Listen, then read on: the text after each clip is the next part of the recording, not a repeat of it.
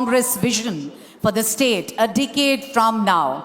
Ladies and gentlemen, please put your hands together for this wonderful session all the way from the Chief Minister. Thank you.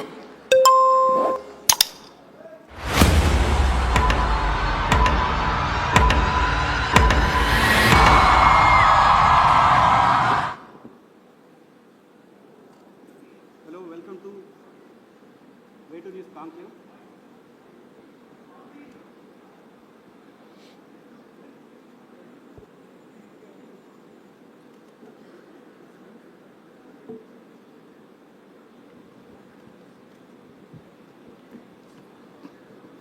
Hello sir కదా hello welcome to way to news conclave first conclave తెలంగాణలో నిర్వహిస్తున్నాం. తెలంగాణ కాంక్లేవ్కి విచ్చేసిన ముఖ్యమంత్రి రేవంత్ రెడ్డి గారికి thank you sir, welcome. So Telangana ఈ రోజు నుంచి వచ్చే 10 ఏళ్ల పాటు ఎలా ఉండబోతోంది అనేది విజన్ మీతో మాట్లాడదామని పిలిచాం ప్రధానంగా.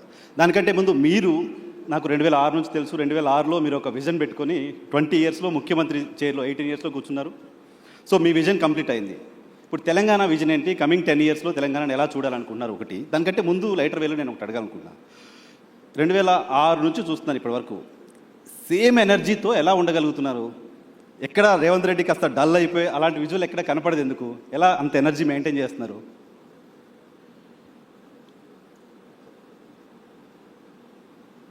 మనకున్న లక్ష్యం, మన ఆలోచన, మనం తీసుకుంటున్న నిర్ణయాలలో స్పష్టత ఉంటే ఆ పాజిటివ్ ఎనర్జీ అనేది మనకు ఆటోమేటిక్గా వస్తుంది. రెండవది, చాలా సందర్భాలలో చాలామంది తమకు ఏం కావాలనో కోరుకోకుండా ఇతరుల దగ్గర ఏముండకూడదో దాన్ని దూరం చేయాలనే ప్రయత్నం చేస్తుంటారు. ఓకే, అది జరగకపోవడం వల్ల అసహనము, అసంతృప్తి అవి మనిషిని కుంగదీస్తాయి. దాంతో తొందరగా వాళ్ళ శక్తిని కోల్పోవడమే కాకుండా మానసికంగా బలహీనులవుతారు. ఒక్కసారి మానసికంగా మనం బలహీనమైన తర్వాత మనం దాచుకోవాలనుకున్నా దాగదు. దాంతో ఏమవుతారంటే చాలామంది అధికారంలో ఉన్నప్పుడు ఒకలాగా, అధికారంలో లేనప్పుడు ఇంకొకలాగా, లేకపోతే అనుకూలిస్తే ఒకలాగా, గెలిస్తే ఉప్పొంగిపోవడం, ఓడితే కుంగిపోవడం, ఇట్లాంటి రకరకాల సమస్యలతో కొట్టుమిట్టారు. So clarity of thought first, ప్రణాళిక దానికి తగ్గట్టుగా. ఓకే, సో ఆలోచన అలా క్లారిటీగా ఉండొచ్చు. కానీ మీపైన జరిగిన అటాక్స్ నాకు గుర్తుంది. 2009లో మీరు మొదటిసారి ఎమ్మెల్యేగా పోటీ చేసినప్పుడు గన్తో ఫైర్ చేశారు మీపైన. రోడ్డు పైన అలా పడిపోయిన రేవంత్ రెడ్డి విజువల్ చూసాం. ఆ తర్వాత కేసులు, కొట్లాట్లు, అరెస్టులు, జైళ్ళు ఇవన్నీ కూడా చూసాయి కదా. క్లారిటీ ఆఫ్ థాట్ ఓకే, ఇవన్నీ ఎక్కడ ఆపలేదా? ఇవన్నీ ఎక్కడ బౌన్స్ బ్యాక్ అయ్యేలా మళ్ళీ వెనక్కి తగ్గేలా చేయలేదా? డెఫినెట్గా సమస్య వచ్చినప్పుడు, సమస్యను ఎదుర్కొంటున్నప్పుడు కొంత మానసికంగా ఒత్తిడి ఉంటుంది. కాకపోతే అది అధిగమించడానికి కావలసిన ఆలోచన చేసుకోవడమే, మన లక్ష్యాన్ని గుర్తు చేసుకోవడమే. లేదా ఎదురుగా ఉండేవాళ్ళు కూడా కోరుకుంటున్నది అదే కదా. అంటే మనం తగ్గాలనో, మనం ఓడాలనో, లేకపోతే మనల్ని ఓడించాలనో. సో వాళ్ళ కోరుకున్న విధంగా మనం వ్యవహరిస్తే వాళ్ళ ఆలోచనలని మనము ముందుకు తీసుకెళ్ళినట్టు ఉంటుంది తప్ప మనమేం ఆలోచన చేస్తున్నాం, మనకేం కావాలనో దాని మీద ముందుకు వెళ్ళడానికి అవకాశమే ఉండదు కదా. కాబట్టి నేను జిల్లా పరిషత్ మెంబర్గా ఇండిపెండెంట్గా గెలిచిన, ఎమ్మెల్సీ ఇండిపెండెంట్గా గెలిచిన, 2 సార్లు ఎమ్మెల్యేగా గెలిచిన, ఒకసారి ఎంపీగా గెలిచిన, ఈరోజు 3వసారి ఎమ్మెల్యేగా గెలిచి ముఖ్యమంత్రి అయినా. నా ఆలోచనలో నాకు స్పష్టత ఉంది. నాకు స్పష్టత ఉన్న మీద, ఆలోచన మీద ఇతరులకు భిన్నాభిప్రాయాలు ఉండొచ్చు. రాజకీయాలలో నేను ఎప్పుడూ 100% ప్రజలను ఒప్పించాలనో, 100% మార్కులు సాధించాలను నేను ఎప్పుడూ లక్ష్యం చేయను. నా లెక్క పాలిటిక్స్లో 51% ఈజ్ 100%, 49% ఈజ్ 0. నువ్వు గెలవాలంటే 51% చాలు నీకు రాజకీయాలలో. ఈ గేమ్లో ఉన్న రూలే అది. 51%, 61 సీటు వస్తే నువ్వు ప్రభుత్వాన్ని ఏర్పాటు చేస్తావు. 59 సీట్లు వస్తే ఇంటి దగ్గర కూర్చుంటావు. సో 59కి 61కున్న తేడా 2. సో ఇక్కడ మనము 100% ప్రజల్ని మెప్పించాలను, లేదా 100% ప్రజలు మనం చెప్పినట్టే వినాలను మనం కోరుకుంటే మనకు తప్పకుండా డిస్సాటిస్ఫాక్షన్ అనేది మనల్ని చేస్తూనే ఉంటుంది. సో మనం 51% ప్రజలను ఒప్పించడానికి 51% ప్రజలు మెచ్చే విధంగా పరిపాలన అందిస్తే some times that may be 60, that may be 70, 75, 60% first క్లాస్లో పాస్ అయినట్టు, 75% డిస్టింక్షన్ వచ్చినట్టు. ఓకే. ఎట్ ద మ్యాక్స్ నువ్వు పెట్టుకోవాల్సిన ఎఫర్ట్స్ కానీ లక్ష్యం కానీ 60% నుంచి 75% మధ్యలో నీ నిర్ణయాలను ప్రజలు ఆమోదిస్తే that is the biggest victory. Okay. So మనం ఒప్పుకోని వాళ్ళను ఏదో విధంగా వాళ్ళను అణచివేయాలను, లేకపోతే వాళ్ళని ఏదో రకంగా అడ్డు తొలగించుకోవాలని మనం అనుకుంటే మనం చేయాల్సిన పనులను వదిలేసి అలాంటి వాళ్ళకే మన సమయం అంతా పోతుంది. సో ఓకే, మన ఎనర్జీ మనం ఏం మన కావాలి, ఎనర్జీ అనేది, మన ఆలోచన అనేది మనకేం కావాలనే లక్ష్యం కోసం ఉపయోగించినప్పుడు తప్పకుండా దాని ఫలితాలు వేరే రకంగా ఉంటాయి. ఓకే. సో ఇప్పుడు మీ ఎనర్జీ అంతా తెలంగాణకి ఏం కావాలి, తెలంగాణ ఎలా అభివృద్ధి కావాలి అనే దానిపైన పెట్టారు, రైట్? సో ఏంటి మీ విజన్ ఏంటో ఒకసారి చెప్తారా? కమింగ్ 10 years తెలంగాణ ఎలా ఉండబోతోంది, రైజింగ్ తెలంగాణ? నేను మొదటి నుంచి కూడా నేను అంటే జడ్పీటీసీ గెలిచినప్పుడు నేను జూబ్లీ హిల్స్ సొసైటీలో ఇక్కడ మేము బోర్డ్ డైరెక్టర్గా ఇక్కడ 26-27 years బ్యాక్ ఈ సొసైటీ నుంచే నేను కిందికి పోయినా. చాలామంది కింద నుంచి ఒక స్టేజ్కి వచ్చినాక జూబ్లీ హిల్స్కి వస్తారు. నేను జూబ్లీ హిల్స్ నుంచి గ్రామాలకు పోయినా. సో నేను జూబ్లీ హిల్స్ చూసిన, సినిమా పరిశ్రమలో ఉండే ఫ్రెండ్స్ని చూసిన 30 సంవత్సరాల క్రితమే.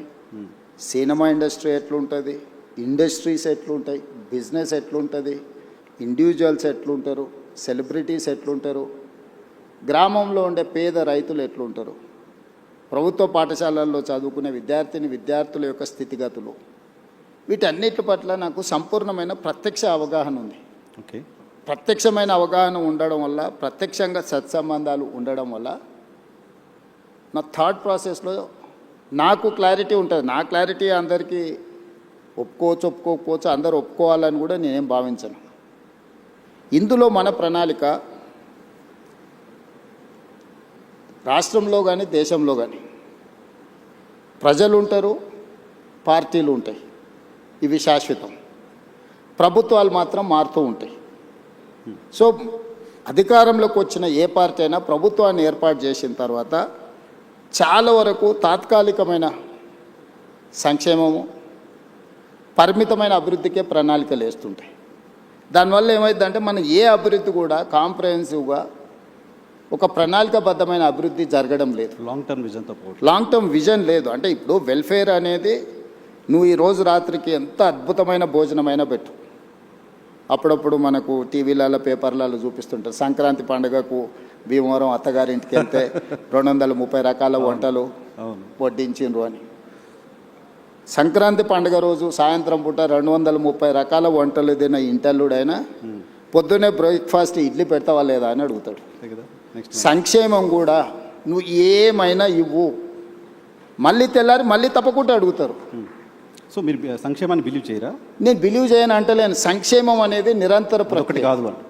అభివృద్ధి అనేది నువ్వు ప్రణాళికబద్ధంగా చేస్తే, ఇన్ఫ్రాస్ట్రక్చర్ క్రియేట్ చేస్తే, ఒక వ్యవస్థల్ని నువ్వు క్రియేట్ చేస్తే ఆ వ్యవస్థలు నీకు తిరిగి ఇన్కమ్ జనరేట్ చేసి ఇస్తాయి. ఆ వ్యవస్థ అనే దానికి పరిమితంగా చేయడం వల్ల పరిమితమైన ఇన్కమ్ కానీ, పరిమితమైన ప్రణాళిక కానీ, ఆ పరిమితమైన ప్రణాళికను నెక్స్ట్ వచ్చిన ప్రభుత్వం కొనసాగిస్తుందా లేదా అంటే మనం చెప్పలేం. రాజకీయాలలో ఉన్న రకరకాల మనం చూస్తున్నాం. పక్క రాష్ట్రంలో కూడా కొన్ని ఉదాహరణలు చూసినాం. మన దగ్గర కూడా కొన్ని ప్రణాళికలు కాంగ్రెస్ అధికారంలో ఉన్నప్పుడు ఐటీఐఆర్ కారిడార్ ఇచ్చిండ్రు. తర్వాత వచ్చిన ప్రభుత్వం దాన్ని రద్దు చేసింది. ఐటీఐఆర్ కారిడార్లో ప్రత్యక్షంగా కొన్ని లక్షల ఉద్యోగాలు, పరోక్షంగా 1 కోటి మంది పైగా జీవనాధారం దొరికి ఒక ప్రణాళిక. ఆ ప్రణాళికను వచ్చిన ప్రభుత్వం కొనసాగించలేదు. ఇట్లాంటివి చాలా ఉదాహరణలు ఉన్నాయి. అందుకోసం ప్రభుత్వాలు శాఖవారీగా చేస్తారు. అంటే ఈ శాఖ ప్రణాళిక ఇట్లా ఉండాలని చూస్తారు, లేకపోతే జెండర్ బేస్డ్, అంటే పురుషులకైతే ఇట్లా ఉండాలి, మహిళలకైతే ఇట్లా ఉండాలి, యువకులకు విద్యార్థులకైతే ఇట్లా ఉండాలి, రైతులు అట్లా. అంటే ఒక వర్టికల్ని మాత్రమే మనం డిజైన్ చేస్తున్నాం ఇప్పటి వరకు. ఈ వర్టికల్స్ డిజైన్ చేయడం వల్ల ఒక పూర్తి స్థాయి ప్రణాళిక అభివృద్ధి అనేది మనం చేయలేకపోతున్నాం. ఉదాహరణ, మనకు సెల్ఫ్ హెల్ప్ గ్రూపులు ఉన్నాయి, స్వయం సహాయక సంఘాలు, మహిళా సంఘాలకు వాళ్ళకి సంబంధించిన బ్యాంకులో రుణాలు ఇచ్చి వాళ్ళని ఆర్థికంగా నిలబెట్టాలని ఒక ఆలోచన చేస్తారు. అంతవరకు అది కరెక్టే. కానీ నేనేం చేసిన, ఇదే మహిళలను నిరంతరంగా పనిచేయడానికి అవసరమైన ప్రణాళికలు రచించాలి అని చెప్పి నేను ఆర్టీసీ బస్సుల్లో మహిళలకు ఉచిత ప్రయాణం ఇచ్చిన. ఇది కేవలం మహిళ తన తల్లిగారింటికో లేకపోతే తనకు నచ్చిన మందిరాన్ని దేవాలయాన్ని సందర్శించుకోవడానికో అని చాలామంది అనుకుంటున్నారు. కానీ అది కాదు. మహిళనే growth engine for any state, any country. So ఈ మహిళ ఎక్కడి నుంచి ఎక్కడికి చేతి వృత్తి అయినా కానీ, కుల వృత్తి అయినా కానీ, ఉద్యోగ బాధ్యత అయినా కానీ, ఈరోజు గవర్నమెంట్ స్కూళ్ళలో 24-25లో 0 డ్రాప్ అవుట్స్ ఇన్ తెలంగాణ. నీతి ఆయోగ్ చెప్పింది, నేను చెప్పలేదు. చూసాను. ఎక్కువ మనం డ్రాప్ అవుట్స్ ఎక్కడున్నాయి? ఆడపిల్లల డ్రాప్ అవుట్స్. గ్రామాలలో 7th వరకు ఎడ్యుకేషన్ ఉంటే 8th పోవాలంటే పక్క ఊరికి పోవాలి. పక్క ఊరు పోవాలంటే తల్లిదండ్రులకు ఒక భారం. ఏ విధంగా పంపించాలనేది ఒక సమస్య, దానికి అయ్యే ఖర్చు ఏ విధంగా సమకూర్చుకోవాలని రెండో సమస్య, ఆడపిల్లలకు భద్రత ఉంటుందా లేదా అనేది మూడో సమస్య. కానీ నేను ఆర్టీసీలో ఉచిత ప్రయాణం ఇవ్వడం వల్ల ఏ విధంగా వెళ్ళాలనే సమస్య, ఆ ఖర్చులకు సంబంధించిన సమస్య నేను పరిష్కరించగలిగిన, రక్షణకు సంబంధించి తీసుకోవాల్సిన చర్యలు తీసుకున్నాను. సో ఆడపిల్లలు చదువు నుంచి దూరం కాకుండా మనం ఈ ప్రణాళిక వచ్చింది. ఈరోజు ఇదే మహిళలు తాము ఉద్యోగానికి కానీ ఎక్కడికి వెళ్ళినా నెలకు దాదాపుగా ఒక 10,000 రూపాయల సేవింగ్స్ ఉన్నాయి మహిళలకు. 28 నెలలలో ఆర్టీసీకి 10,000 కోట్ల రూపాయలు రాష్ట్ర ప్రభుత్వం చెల్లించింది. నీకు తెలుసు, రాష్ట్ర ప్రభుత్వంలో ఆర్టీసీ ఒక 50,000 మంది కార్మికులు, 50,000 కుటుంబాల ఆధారపడ్డ సంస్థ. గత ప్రభుత్వంలో దాదాపుగా 2 నెలలకు పైగా దీక్ష, ధర్నాలు, బంధులు మొత్తం ఎక్కడొక్కడ ఉండి 60-70 మంది డ్రైవర్లు, కండక్టర్లు ఆత్మహత్యలు చేసుకున్న పరిస్థితి. దివాలా తీసి ఆర్టీసీ మూసేస్తుండ్రు, ఆర్టీసీని ప్రైవేట్ పరం చేస్తుండ్రు అని ఆ రోజు ఉండే. మీరు కూడా జర్నలిస్ట్గా రిపోర్ట్ చేసి. కానీ ఈరోజు నేను లాభాలకు తీసుకొచ్చిన. ఈరోజు ఆర్టీసీ ప్రాఫిట్ మేకింగ్ ఇన్స్టిట్యూషన్. మీరు 10,000 కోట్లు చెల్లించి ఈ 10,000 కోట్లు ఎవ్రీ మంత్ నేను 350 కోట్ల రూపాయలు మహిళలను ఆర్టీసీలో ఉచిత ప్రయాణం ద్వారా రాష్ట్ర ప్రభుత్వం నుంచి ప్రతి నెల ఆర్టీసీకి నేను 350 కోట్ల రూపాయలు చెల్లించడం వల్ల driver same, conductor same, bus same, diesel same, వ్యవస్థ సేఫ్. అంతకుముందు 40% ఉన్న ఆక్యుపెన్సీ ఉన్న ఆర్టీసీ బస్సు ఈరోజు 98%కు తీసుకొచ్చిన నేను. ఏ బస్సు ఖాళీగా పోతలేదు. ఆ ఖాళీగా తిరిగే బస్సులలో మహిళలు ప్రయాణించడం వల్ల ఆర్టీసీకి ఆదాయం రావడమే కాకుండా సంస్థ నిలదొక్కుని ఈరోజు ఆ సంస్థ లాభసాటిగా మారింది. సో మీరు పర్సన్ సెంట్రిక్ డెవలప్మెంట్ గురించి మాట్లాడుతున్నారు. పర్సన్స్ అంతా సెక్షన్స్గా డెవలప్ అవుతే స్టేట్ డెవలప్ అవుతున్న విజన్. నేను ఇంక్లూజివ్నెస్ గురించి చెప్తున్నా. అంటే ఇప్పుడు మనం ఇచ్చేది నీకు లాభము, ఇది ఇచ్చినావు నువ్వు జేబులో వేసుకుంటే అది నీ దగ్గర అయిపోతుంది. కానీ ఒక సంస్థ మహిళలకు ఉచిత ప్రయాణం ఇచ్చినప్పుడు మహిళ వ్యాపారం చేసుకోగలుగుతుంది, చదువుకోగలుగుతుంది, సెల్ఫ్ హెల్ప్ గ్రూప్స్లలో తిరగలుగుతుంది, ఉద్యోగానికి వెళ్ళగలుగుతుంది. 10,000 రూపాయలు ఒక మహిళ సేవింగ్ చేసుకోవడం వల్ల తన పిల్లల్ని చదివించుకోగలుగుతుంది, తన పిల్లల్ని మంచి స్కూళ్ళకు పంపించుకోగలుగుతుంది, పిల్లలకు మంచి బట్టలు కొనుక్కోగలుగుతుంది, కుటుంబాన్ని గౌరవంగా సమాజంలో కుటుంబ గౌరవాన్ని పెంచడానికి మహిళ ప్రయత్నం చేస్తుంది. నేను ఇచ్చిన డబ్బుల వల్ల ఆర్టీసీ సంస్థ నిలబడ్డది. ఈరోజు ఒక సంస్థను నిలబెట్టే పని అంటే this is inclusiveness, sustainability model ఇది. అంటే ఒక దగ్గర ఇచ్చే సంక్షేమము దానికే పరిమితం కాబట్టి దానివల్ల ఒక సంస్థ బతుకుతే. ఈరోజు ఆర్టీసీలో గతంలో డీజిల్ బస్సులు ఉండేటివి. Hyderabad, greater Hyderabad core urban region, outer ring road inside 2,053 square కిలోమీటర్లు. This is called core urban region మేము డిఫైన్ చేసినాం. 2,854 ఆర్టీసీ బస్సులు ఉన్నాయి. ఇవన్నీ డీజిల్ మీద ప్రయాణం చేస్తున్నాయి. ఈరోజు ఆర్టీసీ లాభసాటికి ఎప్పుడు వచ్చిందో డీజిల్ బస్సుల వల్ల కాలుష్యం వెదజల్లుతుంది. ప్రతి సంవత్సరం ఆర్టీసీ 10,000 బస్సులు నడిపించడానికి 2,000 కోట్ల రూపాయలు డీజిల్ పర్చేజ్ చేస్తుంది. సో ఇప్పుడు ఈ డీజిల్ బస్సులను అన్నిటిని కూడా మార్చి నేను ఈవీ బస్సులు కొంటున్నా. సిటీలో ఆల్మోస్ట్ ఇప్పటికి 1000 బస్సులు వచ్చినాయి. December 9th లోపల ఇంకొక 2,000 బస్సులు తీసుకొచ్చి 3,000 ఆర్టీసీ బస్సులు ఈవీ వెహికల్స్ హైదరాబాద్లో తిప్పడం వల్ల, నేను భవిష్యత్తులో మిగతా బస్సులను కూడా మార్చడం వల్ల ప్రతి సంవత్సరం డీజిల్ మీద పెట్టే ఖర్చు 2,000 కోట్ల రూపాయలని నేను ఈరోజు సేవింగ్ చేయగలుగుతా. ఈ 2,000 కోట్ల సేవింగ్స్తో నేను ఈవీ బస్సులు కొనుక్కోవడమే కాకుండా కాలుష్యాన్ని కూడా నేను నియంత్రించగలుగుతున్నా. సో మీకు ఒక ప్రభుత్వం చేసే ఒక పని తాలూకా ఇంపాక్ట్ మల్టిపుల్గా ఉండాలి అని చెప్తారు. అట్లా చేయాలి. కాంప్రహెన్సివ్ సస్టైనబుల్ మోడల్ అనేది మనం ఎన్నుకోవాలి. ఒక పని, ఒక ప్రయత్నం ఒక దగ్గర సంక్షేమం లాగా కనిపించినా, ఇక్కడ స్పెండింగ్, ఇక్కడ ఖర్చు పెడుతున్నట్టు కనిపించినా, అది ఇతర ఆదాయాలను సృష్టించడానికి ప్రణాళికలు ఉండాలి. ఓకే. సో నేను మహిళలకు ఉచిత బస్సు ఇచ్చింది కేవలం మహిళలు ఓట్లు వేయించుకోవడానికి, మహిళలు బస్సులో ప్రయాణం చేయడానికి ఇచ్చేసిండే రేవంత్ రెడ్డి అని చూస్తున్నాను. నేనేం చెప్తున్నా, ఒక మహిళ కుల వృత్తి కానీ, చేతి వృత్తి కానీ, ఉద్యోగం కానీ, ఉపాధి కానీ, చదువు కానీ, వీటన్నిటికీ తనకు ఒక శక్తిని ఇస్తున్నా. సో అది ఓకే, మహిళలకు సంబంధించి సరే, దానికి సంబంధించిన ఇంపాక్ట్ మీరు అంతా చెప్పారు, ఓకే. బట్ 1 ట్రిలియన్ ఎకాడమీ నేను చేస్తాను 34 వరకు అని చెప్పి మీరు ఒక మాట మాట్లాడుతున్నారు కంటిన్యూస్గా. మొత్తం దేశ జీడీపీలో 10% మేము కాంట్రిబ్యూట్ చేయాలనుకుంటున్నామని చెప్తున్నారు. సో దీంతో సాధ్యమవుతుందా? ఇంకేదో పెద్ద పెద్ద పెట్టుబడులు రావాల్సిన అవసరం ఉంటుంది, ఇంకా చాలా చేయాల్సిన అవసరం. Yes YNR, I do agree.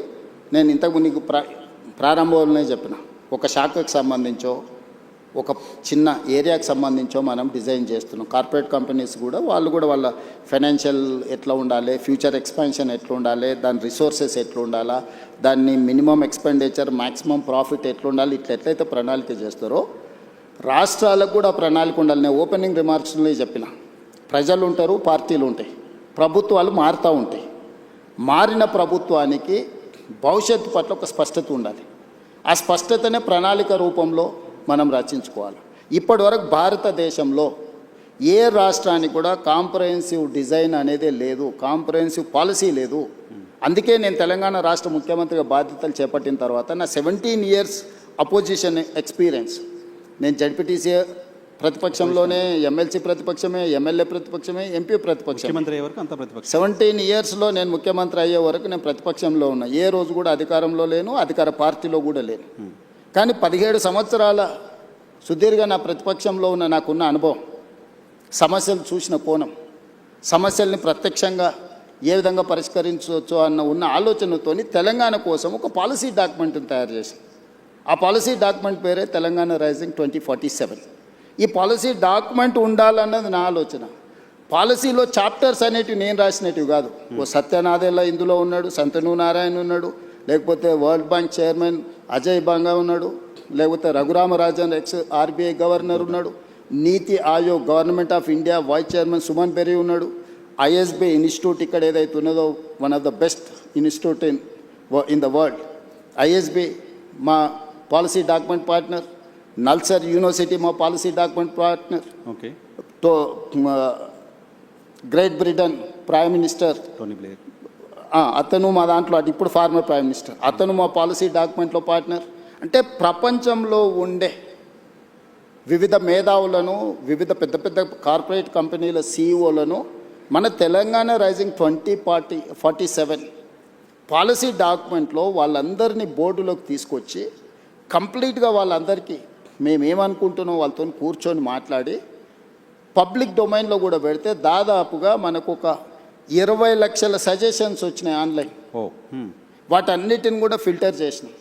అందులో ఉండే ఎస్సెన్స్ అంతా వాళ్ళు ఇచ్చిన సూచనలు, సలహాలు, అది విద్యార్థులకు కావచ్చు, లేకపోతే నిరుద్యోగుల కోసం కావచ్చు, లేకపోతే ఉమెన్ కోసం కావచ్చు, లేకపోతే ఐటీ పాలసీ కావచ్చు, ఇండస్ట్రియల్ పాలసీ కావచ్చు, లేకపోతే ఏఐ కావచ్చు, ఇట్లా చెప్పుకుంటూ వెళ్తే ప్రతి వర్టికల్ మీద ఆల్మోస్ట్ 8 months కంటిన్యూస్గా చీఫ్ సెక్రటరీ నుంచి ప్రతి ఆఫీసర్ని ఇందులో పెట్టి, ఒక గ్రూప్ ఆఫ్ ఆఫీసర్స్ని పెట్టి, గ్రూప్ ఆఫ్ మినిస్టర్స్ని పెట్టి కన్సెన్సస్ బిల్డ్ చేసి ప్రపంచ దేశంలో ఉన్న ప్రతి ఒక్కరిని మన పాలసీ డాక్యుమెంట్లో ఇంక్లూడ్ చేసి ఇక్కడ ఉన్న నైసర్గిక స్వరూపాన్ని వివరించి, ఇప్పుడు కాశ్మీర్లో ప్లాన్ చేసుకుంటే కాశ్మీర్కు తగ్గట్టు చేసుకోవాలి. కాశ్మీర్లో ప్లాన్ చేసిన ఐస్ కోసము, ఐస్ తుఫాన్ల కోసము తెలంగాణలో ప్లాన్ చేసినాం అనుకో, ఇక్కడ ఐస్ వచ్చేది లేదు, చూసుకోవాలి కదా. సో తెలంగాణలో ఉండే సహజ ప్రకృతి వనరులు ఏమున్నాయి, ఇక్కడ టాలెంట్ ఏముంది, ఇక్కడ ప్రజలు ఏం కోరుకుంటుంది, ఏ ప్రజల్ని ఇందులో భాగస్వాములు చేస్తే ప్రయోజనం ఉంటుందో అట్లా తయారు చేసి ఒక గ్లోబల్ సమ్మిట్ డిసెంబర్, తెలుసు 2025 డిసెంబర్లో గ్లోబల్ సమ్మిట్ని 108 దేశాల నుంచి కార్పొరేట్ కంపెనీలను, ఫార్చ్యూన్ 500 కంపెనీలను ఆహ్వానించి ఆల్మోస్ట్ ప్రపంచంలో ఉండే ప్రతి పెద్ద సంస్థకు సంబంధించిన ప్రతినిధులను పిలిచి 3 రోజులు గ్లోబల్ సమ్మిట్ నిర్వహించి పాలసీ డాక్యుమెంట్ని తెలంగాణకు డెడికేట్ చేసి, అందులోనే outer ring road inside, cut off is outer ring road, that is called core urban region economy called cure. ఈ 2053 స్క్వేర్ కిలోమీటర్లలో మన రాష్ట్ర జనాభాలో 40% నివసిస్తున్నారు. 1,34,00,000 మంది ప్రజలు ఇక్కడ నివసిస్తున్నారు లోపల, ఈ రింగ్ రోడ్డు లోపలనే. ఇక్కడ పరిశ్రమలు ఉన్నాయి, కాలుష్యం వెదజల్లే పరిశ్రమలు ఉన్నాయి, రకరకాల ఎంక్రోచ్మెంట్స్ ఉన్నాయి, నాలా ఎంక్రోచ్మెంట్స్ ఉన్నది, వాటర్ బాడీస్ ఎంక్రోచ్మెంట్స్ ఉన్నాయి, నదుల ఎంక్రోచ్మెంట్స్ ఉన్నాయి, అన్ని రకాల సమస్యలతో కూడుకున్న థిక్ పాపులేటెడ్ ఏరియా. సో దీన్ని ఈ క్యూర్ని ఏ విధంగా క్యూర్ చేయాలనేది మా పాలసీ. ఓకే, అందుకే మేము హిల్ట్ పాలసీ తీసుకొచ్చినాం. ఇక్కడ ఉన్న కాలుష్యం వెదజల్లే పరిశ్రమలని ఈ కోర్ అర్బన్ రీజన్ బయటికి తరలించాలి. సరే ఈ హిల్ట్ పైన సరే అక్కడికే వస్తున్నా. సో మేము నదులను ఆక్రమించుకున్నారు, చెరువులను ఆక్రమించుకున్నారు, కుంటలను ఆక్రమించుకున్నారు, నాలాలను ఆక్రమించుకున్నారు, పబ్లిక్ పార్క్స్ని ఆక్రమించుకున్నారు, గవర్నమెంట్ ల్యాండ్స్ని ఆక్రమించుకున్నారు. సో ఇన్ని ఆక్రమణలు జరిగిన తర్వాత ఈ నగరాన్ని ఎవరైనా ప్రక్షాళన చేయగలరా? నదుల ఆక్రమణలు తొలగిస్తే ఆక్రందనలు అంటారు, చెరువులను తొలగిస్తే, కుంటలను తొలగిస్తే, నాలాలను తొలగిస్తే, వీటి వల్ల ప్రకృతి వైపరీత్యం. ఎక్కడైతే నీళ్లు ఉండాలనో ఆ నీళ్ళు స్థావరాన్ని నువ్వు ఆక్రమించుకుంటే నీళ్ళు నీ మీదకి వస్తాయి. జపాన్లో ఒక సేయింగ్ ఉంది, నగరాలను నువ్వు కలుషితం చేసినా మర్చిపోతాయేమో కానీ నీటి వనరులను నువ్వు కలుషితం చేస్తే ఎప్పుడూ మర్చిపోదు. ఈరోజు నువ్వు ఎక్కడైతే ఎంక్రోచ్మెంట్ చేస్తున్నావు, వాటర్ బాడీస్ని కానీ, లేక్స్ని కానీ, వాటర్ ఫ్లోస్ని కానీ నువ్వు డిస్టర్బ్ చేస్తావు, ప్రకృతి వైపరీత్యం జరిగినప్పుడు ఎక్కడైనా నువ్వు తీసుకో, విధ్వంసం, విలయ తాండవం జరుగుద్ది. సో నువ్వు నగరంలో రోడ్లు ఆక్రమించుకున్నా, లేకపోతే ఇంకేదైనా ఆక్రమించుకున్నా, గవర్నమెంట్ ల్యాండ్స్ ఆక్రమించుకున్నా ప్రకృతి నిన్ను క్షమిస్తుందేమో కానీ చెరువులు, కుంటలు, నాలలు, నదులను ఆక్రమించుకుంటే ప్రకృతి నిన్ను క్షమించదు. ప్రకృతి ప్రకోపించిన రోజు ఏది మిగలదు. సో మీ విజన్ డాక్యుమెంట్లో భాగమే హైడ్రా కావచ్చు, హిల్ట్ పాలసీ కావచ్చు. ఎస్, నేను తీసుకొచ్చిన ఏ పాలసీ కూడా ఈ నగరాన్ని ఒక ఆపరేషన్ చేస్తున్నప్పుడు పేషెంట్కి మత్తు ఇచ్చి ఆపరేషన్ చేస్తారు కదా, బట్ మీరు జనాలు మెంటల్గా ప్రిపేర్ చేయకుండా, మీ విజన్ ఏంటో ప్రాపర్గా చెప్పకుండా అలా చేయడం అలా చేశారు. చాలా మంది ఆక్రదనలు, ఇంట్లో బట్టలు తీసుకోవడానికి కూడా అవకాశం లేకుండా కూర్చొని ఇటువంటి ఒక విమర్శను ప్రభుత్వం ఫేస్ చేయడం ఉంది. డెఫినెట్గా ఉంది. ఇంప్లిమెంట్ చేసేటప్పుడు వార్ జరిగినప్పుడు అందరు సైనికులే చచ్చిపోరు, యుద్ధం జరిగినప్పుడు కొంతమంది అమాయకులు కూడా చచ్చిపోతారు. అట్లని ఎవరు యుద్ధం ఆపరు.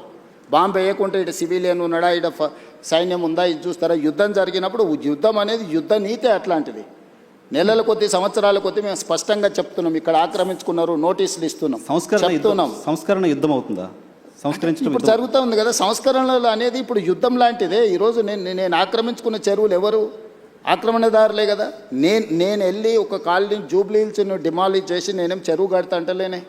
దుర్గం చెరువును ఆక్రమించుకుంటే అవి తొలగిస్తున్నా. మీరు ఎన్కన్వెన్షన్ చేసినప్పుడు ప్రభుత్వం చాలా మంది చెప్పట్లేదు. నేను అదే చెప్తున్నా. 3 ఎకరాలు ఇప్పుడు మనం ఇక్కడ చర్చిస్తే బాగుండదు, ఎందుకంటే అతను వాలంటీర్గా ముందుకు వచ్చి సరెండర్ చేసిన తర్వాత అది వేరే విషయం. ఒక సెలబ్రిటీ, ప్రజలకు అందరికి ఆదర్శంగా ఉండే వ్యక్తులు తుమ్మిడికుంటను మొత్తం ఆక్రమించుకొని ఫంక్షన్ హాల్ కట్టుకుంటుంటే రెగ్యులర్గా మనం అందులో ఫంక్షన్ చేసుకుంటున్నాం. ఆ నీళ్ళు ఎక్కడికి వెళ్తున్నాయి? కాలనీల మీదకి వస్తున్నాయి. కానీ విజన్ డాక్యుమెంట్ని అమలు చేస్తున్న క్రమంలో పొలిటికల్గా కూడా మీరు పొలిటికల్ పార్టీ రిప్రజెంటేటివ్ రేపు మళ్ళీ 51% మీకు అన్నట్టు కావాలి, చూసుకోవాల్సిన అవసరం ఉందా? ఎస్, నేను ఒప్పుకుంటా. కానీ ఏది నా కోసం చేస్తలేను, నా ఇంటి కోసం చేస్తలేను. నేను ఈ సమాజం కోసం, భవిష్యత్ తరాల కోసం చేస్తున్నాను. కొంత తిట్లైనా నేను భరిస్తా. నా స్వార్థం కోసం నేను పార్కుని, కేబీఆర్ పార్కు కబ్జా పెట్టుకుంటే తిడితే అది తప్పు. లేకపోతే రోడ్డును ఆక్రమించి నేను ఏదన్నా సొంతానికి చేసుకుంటే అది తప్పు. లేకపోతే పలానా గవర్నమెంట్ ల్యాండ్ ఆక్రమించి నా మిత్రుడికి ఎదురుగానే బదిలీ చేస్తే నా తప్పు. నేను చేస్తున్న నదుల ఆక్రమణ తొలగిస్తున్నా. తిట్టుకుంటే తిట్టుకుంటాడు. నేను ఎవరి కోసం చేస్తున్నా? నా ఇంటికి తీసుకెళ్ళడానికి చేస్తలేని ఈ ప్రజల కోసం చేస్తున్నా. నది ఇప్పుడు మూసీ నది ఉంది, గోదావరి నది ఉంది, కృష్ణా నది ఉంది. దుర్మార్గంగా దాన్ని చెరబట్టి మేము విధ్వంసం చేస్తాము అని అంటే, ఆ విధ్వంసం చేసేటోని నేను అడ్డు తొలగిస్తే నన్ను తిడతారు. తిట్టని డెఫినెట్గా తిడతారు. బెనిఫిషియర్సు వాళ్ళ వెనకాల ఉన్నోళ్ళు తిడతారు. ఇప్పుడు చెరువులు, ఎన్ని చెరువులు నేను చేసినా, ఇప్పుడు బతుకమ్మ కుంట మీరు పోయి చూడండి. ఈరోజు బతుకమ్మ కుంట ఆక్రమించుకున్నాను ఏ పార్టీ నాయకుడు? ఆ నాయకులకు హెలికాప్టర్లో ఆ కుంటను ఆక్రమించుకోవడానికి సహకరించినందుకు గులాబీ పూలు వెదజల్లిండి హెలికాప్టర్లో. ఎక్కడి నుంచి వచ్చింది ఆ సొమ్ము? బతుకమ్మ కుంట ఆక్రమించుకొని 10 ఎకరాలు అమ్ముకుంటే ఆ సొమ్ము వచ్చింది. ఆయన వాళ్ళకు గొప్ప నాయకుడు. నేను అది తొలగించేసి కొట్టేసి బతుకమ్మ కుంటను నేను రిస్టోర్ చేసిన. దాని పేరే బతుకమ్మ కుంట. తుమ్మిడికుంట కావచ్చు, లేకపోతే నల్లజరు కుకట్పల్లిలో కావచ్చు, బుమ్రక్దావ్లా కావచ్చు. బుమ్రక్దావ్లా ఇప్పుడు ఒకప్పుడు నిజాం ఉన్నప్పుడు తాగడానికి నీళ్ళ నుంచి మొత్తం అక్కడ నుంచే తీసుకెళ్ళి కంప్లీట్గా ఆక్రమించుకున్నారు. నేను పొలిటికల్ ఎవరిని స్పేర్ చేయలే. అక్కడ ఎంఐఎం లీడర్స్ అబ్జెక్షన్ చేసారు, ఇక్కడికి వస్తే బీఆర్ఎస్ లీడర్లు అబ్జెక్షన్ చేసారు, ఇంకొక దగ్గరకు వస్తే కుక్కట్పల్లిలో ఇంకొకరు అబ్జెక్షన్ చేసారు, అందరు తిట్టారు. మీరు బీఆర్ఎస్కో ఎంఐఎంకో ఎవరికో ఆన్సర్ చేయాల్సిన అవసరం లేదు, కానీ పేదవాళ్ళు ఎవరైతే ఇబ్బంది పడుతున్నారో కొన్ని విజువల్స్ చూస్తే బాధ అనిపిస్తుంది సార్. ఎస్, డెఫినెట్గా నాకు కూడా బాధ. వాళ్ళకి హోప్ ఎవరు, మీరే ఇంకా ఎవరు కాదు కదా. వాళ్ళకి హోప్ నేనే వాళ్ళకి ఏమన్నా న్యాయం చేస్తా అని నమ్మకంతోనే నన్ను ముఖ్యమంత్రి చేశాను. అందుకే వాళ్ళకి డబుల్ బెడ్ ఇండ్లు ఆఫర్ ఇచ్చిన, మంచి వాళ్ళ పిల్లలకు స్కూల్ ఆఫర్ ఇచ్చిన, వాళ్ళకి కావాల్సిన సహాయం అందిస్తా అని చెప్పిన. నేను నిస్సహాయాన్ని ఎక్కడ, నువ్వు ఆక్రమించుకున్న చెరువులు మాత్రమే నేను ఉంటా అంటే నేను నిస్సహాయాన్ని. ఓకే, నేను స్పష్టంగా చెప్తున్నా, మూసీ నదిని ఆక్రమించుకున్న వాళ్ళకి నేను క్లియర్గా చెప్తున్నారు, మీకు ఇల్లు కట్టిస్తా, స్కూల్ కట్టిస్తా, హాస్పిటల్ కట్టిస్తా, మీకు ఆర్థిక సహాయాన్ని అందిస్తా, మీరు వ్యాపారం చేసుకోండి, మీ పిల్లల్ని చదివించుకోండి, వాళ్ళ భవిష్యత్తు తీర్చిదిద్దుకోండి, ప్రభుత్వం ఉదారంగా ముందుకు వచ్చి మిమ్మల్ని ఆదుకుంటుందని చెప్తే లేదు మేము మూసీలనే ఉంటాము అని వాళ్ళని కొంతమంది పరోక్షంగా ప్రోత్సహిస్తారు. ఓకే, నేను అది కూడా చెప్పిన, అదే ఏరియాలో మీకు ఉద్యోగ ఉపాధి అవకాశాలు ఉంటే ప్రభుత్వ భూమి తీసి మీకు ఇండ్లు కట్టిస్తానే స్వామి, ఆ ఏరియాలో మీరు అక్కడి నుంచి ఎక్కడికో కూడా తరలించండి మిమ్మల్ని. ఏ ఏరియాలో అయితే మూసీ నదిలో ఎవరు మూసీలో బతకాలని కోరుకోరు. ఈరోజు వైఎన్ఆర్ నిన్న క్వశ్చన్ అడుగుతా, గంగా పేరు మీద, యమునా పేరు మీద, సరస్వతి పేరు మీద, ఇట్లాంటి గోదావరి పేరు మీద, కావేరి పేరు మీద, కృష్ణా పేరు మీద, అన్ని నదుల పేర్ల మీద ఆడపిల్లలు పెట్టుకున్నారా తల్లిదండ్రులు? ఏ తల్లిదండ్రులైనా మూసీ పేరు పెట్టుకున్నారా? మూసీ కూడా నదే కదా. మూసీ నది బిడ్డ పేరు ఎవరైనా పెట్టుకున్నారా? ఎందుకు? మూసీ అంటేనే మురికి పర్యాయ పదంగా మార్చిండ్రు. దీనికి కారణం ఎవరు? గత పాలకులు కాదా? మూసీ కూడా గొప్పగా ఉండాలని నేను స్వప్నం, నా కళ. నేను గొప్ప నదిని నేను ఈ నగరానికి ఇవ్వాలనుకుంటున్నా. నేరం ఎట్లయిద్ది? ఓకే, గతంలో ఎవరు చేసినా నేరమే, ఇప్పుడు కరెక్ట్ నేరాన్ని సర్దిద్దాలనుకుంటున్నా. నేనేమంటున్నా అంటే, నేరం జరిగింది కదా అని చూసి చూడనట్టు నేను వదిలేదలుచుకోలేదు నర్సింగ్. నేను ఒక గ్రామీణ ప్రాంతం నుంచి వచ్చిన, వ్యవసాయ కుటుంబం నుంచి వచ్చిన, నాకు మంచి తెలుసు, చెడు తెలుసు, విచక్షణ ఉంది నాకు.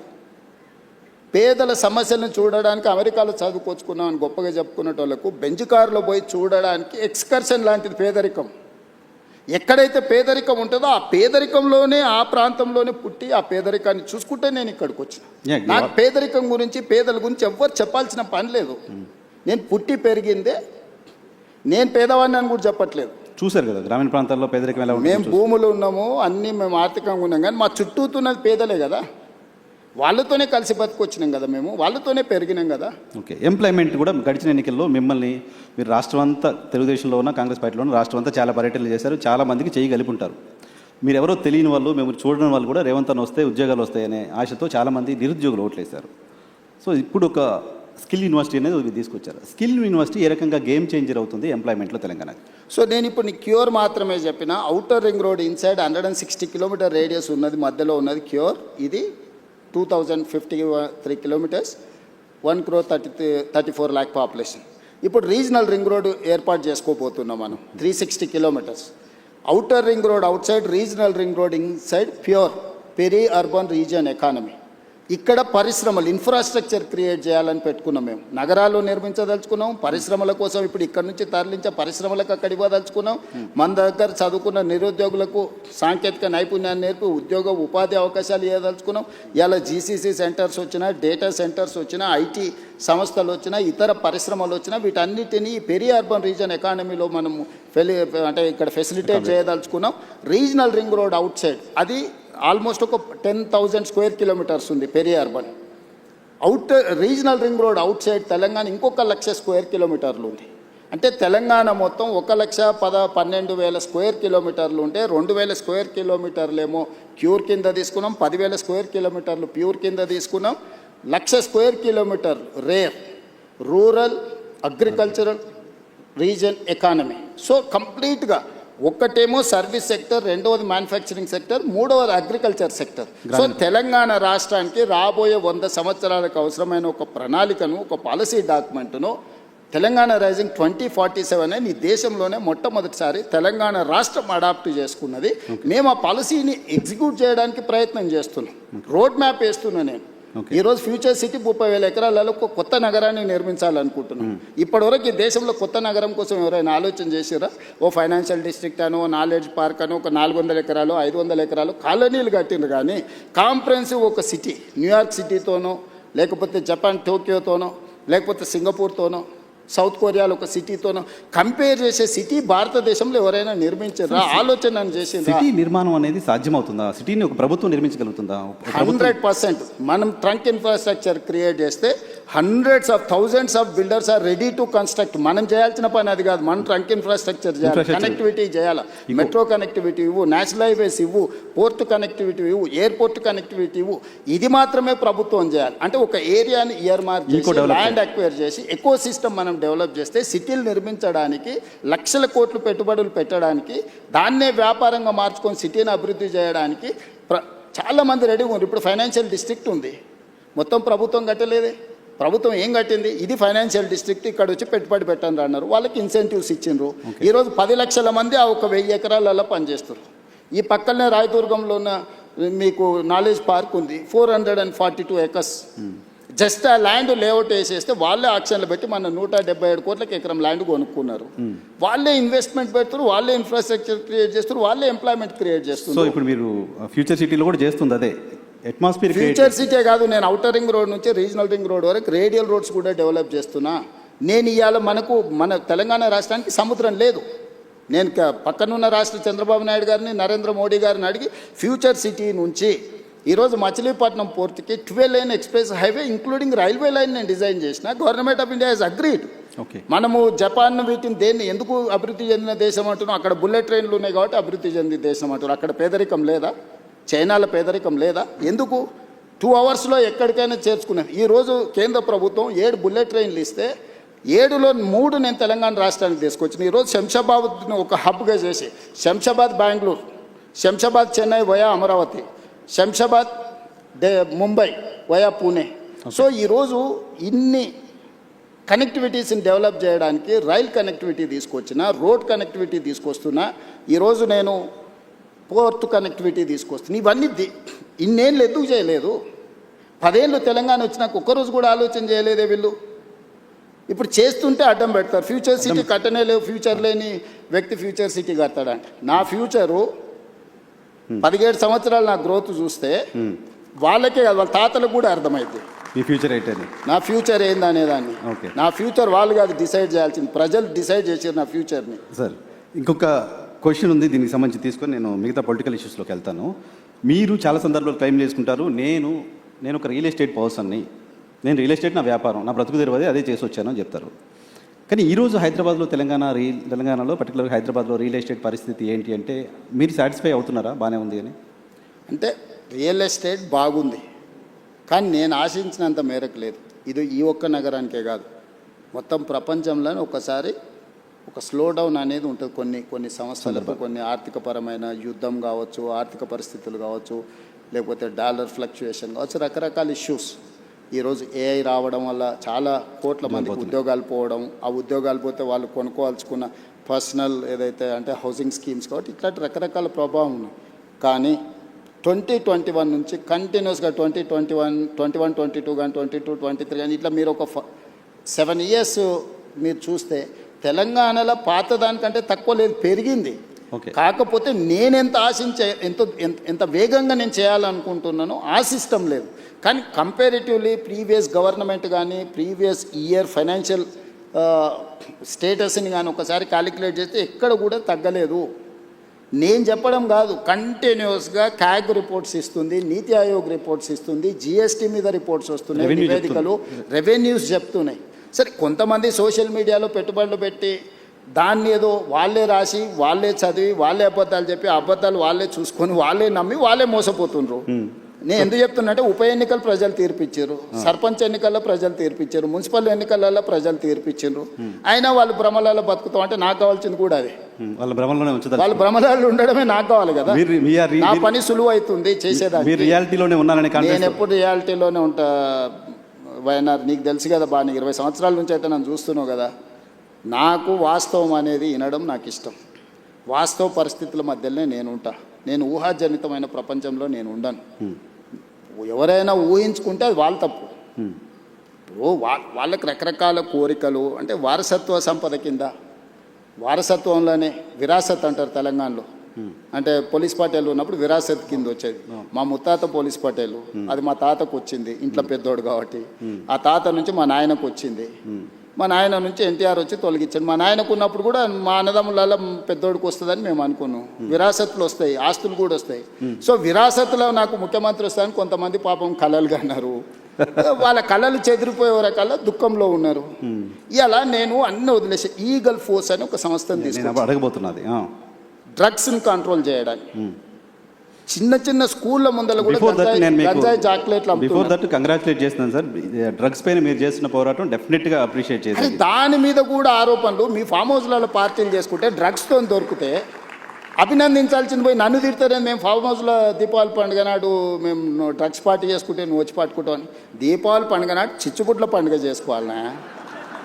దీపావళి పండుగ దేం పండుగ? చిచ్చుబుడ్ల పండుగ. అవునా? నువ్వు చిచ్చుబుడ్లు కాలిస్తే బాగానే ఉంటాయి, కానీ సారా బుడ్లు పెట్టుకుంటాం, మేము గంజాయి కొడతాం, మేము కొకైన్ హెరాయిన్ తెచ్చి పీల్చుతామని అంటే ఎట్లా చూస్తూ ఊరుకోవాలి నర్సింగ్? నేను ఎవరి కోసం చేస్తున్నది? ఇప్పుడు నదులను ఆక్రమించిన వాళ్ళని తొలగించినా, చెరువులను తొలగించినా, కుంటలు తొలగించినా, నాళ్ళను తొలగించినా నాకు వచ్చేది ఏం లేదు, భవిష్యత్ తరాలకు ఇస్తున్నా. నేను కూడా వాళ్ళతో చేరితే నాకెక్కువ లాభము. విజన్ డాక్యుమెంట్లో భాగంగా తెలంగాణ సేమ్ డ్రగ్స్ విషయంలో కూడా ఇవాళ నాకు కొన్ని కేసెస్ నాకు తెలుసు. As a stated I cannot disclose. 6th class 7th class 8th class పిల్లలు మిస్లీడ్ చేసి గంజాయి ఇటువైపు అటువైపు తీసుకెళ్తుంటే తల్లిదండ్రులు వచ్చి నాకు చెప్తున్నప్పుడు నాకు నిజంగా అసలు అంటే పిచ్చెక్కిపోతుంది ఒకసారి. అసలు దీన్ని ఎరాడికేట్ చేయడానికి ఏం చేయాలన్నంత కోపం ఉంది నాకు. నేను దాన్ని చేస్తే కూడా అది కూడా ఈ దేశానికే మనం ఒక రోల్ మోడల్ డ్రగ్స్ రిలేటెడ్ దీంట్లో. నేను కంప్లీట్గా ఒక వ్యవస్థనే ఏర్పాటు చేసిన. హైడ్రా అని ఒక వ్యవస్థను ఏర్పాటు చేసిన. ఈగల్ ఫోర్స్ అండ్ డ్రగ్స్ని కంట్రోల్ చేయడానికి ఒక వ్యవస్థను ఏర్పాటు చేసిన. సైబర్ క్రైమ్ని కంట్రోల్ చేయడానికి ఒక ఇన్స్టిట్యూషన్ ఏర్పాటు చేసిన. ఒకప్పుడు పోలీస్ డిపార్ట్మెంట్లో విజిలెన్స్ అండ్ ఎన్ఫోర్స్మెంటో, ఏసీబీఓ, ఆక్టోపసో లేకపోతే గ్రే హ్యాండ్సో ఆ రోజున్న సమస్యల్ని అడ్రస్ చేయడానికి వాళ్ళు చూసారు. ఈరోజు నక్సలైట్ల కోసం గ్రే హ్యాండ్స్ పెట్టారు. ఈరోజు నక్సలైట్లే లేరని అంటుంటే గ్రే హ్యాండ్స్ సంస్థను ఏం చేసుకుంటావు? ఓకే, కొన్ని సంస్థలు ఆ పర్పస్ సర్వ్ అయిన తర్వాత ఆ సంస్థల రిలవెన్స్ అనేది రిలవెంట్ అవుద్ది. ఈరోజు ఈ సమాజాన్ని ఇక్కడ ఉన్న వాళ్ళందరూ, ఇక్కడనే చూస్తున్న వాళ్ళందరూ, వాళ్ళకు ఒకరు లేక 2 పిల్లలు జీవితాంతం కష్టపడి వాళ్ళు స్ట్రక్చర్డ్గా పైకి వచ్చిన తర్వాత వాళ్ళ 8th క్లాస్ చదువుకుంటున్న అమ్మాయి స్కూల్కి వెళ్ళి తెలియకుండానే గంజాయి చాక్లెట్లని తర్వాత ఎడిక్ట్ అయిపోయి తర్వాత కుటుంబం రూయిన్ అయిపోతుంటే ఆ తల్లిదండ్రుల బాధ ఎవడన్నా ఆలోచన చేసిండా? డెఫినెట్గా చేయాల్సిందే సార్. మరి నేను దాన్ని ఆపితే నన్ను ఎందుకు విలన్గా చూస్తారు? చూసినా సరే ఐ డోంట్ మైండ్. మీకు ఆ క్లారిటీ ఆఫ్ థాట్ ఉన్నప్పుడు ఇంకొకళ్ళ ఏదో అవసరం లేదేమో. డ్రగ్స్ విషయంలో మాత్రం డెఫినెట్గా తెలంగాణ గవర్నమెంట్ చేస్తుంది. నేను ఏది చేసినా వైనార్ నేను నా కోసం ఏం చేయట్లా. నాకు ఏది అవసరం లేదు నా లైఫ్లో నేను చాలా కంఫర్ట్గా ఉన్నా. నాకు ఏం ఎక్స్ట్రా అవసరం లేదు. What ever I have achieved నాకు లైఫ్లో 100/100 సాటిస్ఫాక్షన్ ఉంది. ఓకే, నాకు మిగిలిందల్లా నేను భవిష్యత్ తరాలకి ఏం చేయాలన్నదే నా పట్టుదల. ఓకే, 100 ఏళ్ళైనా అరే పలానోడు ఉన్నప్పుడు ఏదన్నా కానీ చేసిండే, 100 సంవత్సరాలైనా డ్రగ్స్ రిలేట్ ఇష్యూ వచ్చిందనుకో, చెరువులు కుంటలు లేకపోతే నదుల ఆక్రమణ జరిగినప్పుడు పలానోడు ఉండేనా. సర్ ఆర్థర్ కాటన్ గురించి ఎందుకు మాట్లాడుకుంటారు? ధవళేశ్వరం కట్టింది కాబట్టి ఇచ్చంపల్లి దగ్గర కట్టండి అని మనకు ఆ రోజే చెప్పిండా? సర్ ఆర్థర్ కాటన్ చెప్పింది వినకుండా మేము పొడుస్తామని మేడిగడ్డ చేస్తే ఏమైంది? మేడిపండులాకు కుప్పగూలిపోయింది. బుర్రు ఉండాలి కదా మనం చేసేటప్పుడు. సో మనం తెలుసుకోవాలి, మన పెద్దలు చెప్పింది వినాలి. ఈ రెండు లేకుండా మనం సగం జ్ఞానంతో చేస్తే సమస్యలు వస్తాయి. కొన్ని విధానాలు ఇంతకుముందు చెప్తున్నట్టుగా విజన్ డాక్యుమెంట్ గురించి చెప్తున్నారు. ఇంకొక పాయింట్ నేను ప్రధానంగా మీరు వచ్చిన తర్వాత నోటీస్ చేసింది, సన్నబియ్యం ఒకటి ఇస్తున్నారు, అప్రిషియేట్ చేయదగ్గ ఇష్యూ డెఫినెట్గా. దాంతోపాటు మీరు ఇప్పుడు యంగ్ ఇండియా మోడల్ స్కూల్స్ అని పెడుతున్నారు. Young India model schools, integrated model schools పెడుతున్నారు కదా సార్. ఆల్రెడీ చాలా స్కూల్స్ ఉన్నాయి. స్కూల్స్ పెట్టాలంటే మీరు మెర్జ్ చేయొచ్చు, ఒక దగ్గర పెట్టచ్చు. స్కూల్స్ కట్టడం అనేది కార్యక్రమంగా ఎందుకు ఉండాల్సిన అవసరం ఉంది? స్కూల్ బిల్డింగ్స్ మళ్ళీ కట్టాల్సిన అవసరం ఎందుకు ఉంటుంది? ఎడ్యుకేషన్ సిస్టంలో కదా చేంజ్ చేసి రావాలి. నర్సింగ్ చాలా మంచి క్వశ్చన్ అడిగినావు.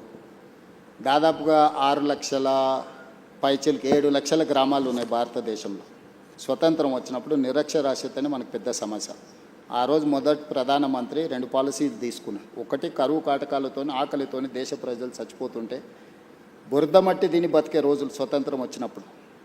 చదువులేని నిరక్షరాస్యత ఉన్నప్పుడు మొదటి ప్రధానమంత్రి 2 పాలసీస్ తీసుకున్నాడు. ఒకటి ఎడ్యుకేషన్, 2 ఇరిగేషన్. ఎడ్యుకేషన్ ఆయన తీసుకున్నాడు కాబట్టి ఈరోజు దేశ స్థాయిలో ఉన్న పెద్ద ఇన్స్టిట్యూషన్స్, ఐఐటీలు, ఐఐఎంలు, లేకపోతే ఈరోజు పెద్ద యూనివర్సిటీలు అన్నిటిని కూడా పండిత్ జవహర్లాల్ నెహ్రూ గారు ఎస్టాబ్లిష్ చేసిండు. కాబట్టే ఈ దేశంలో చదువు వచ్చి ప్రపంచానికి మనం జ్ఞానాన్ని పంచగలుగుతున్నాం.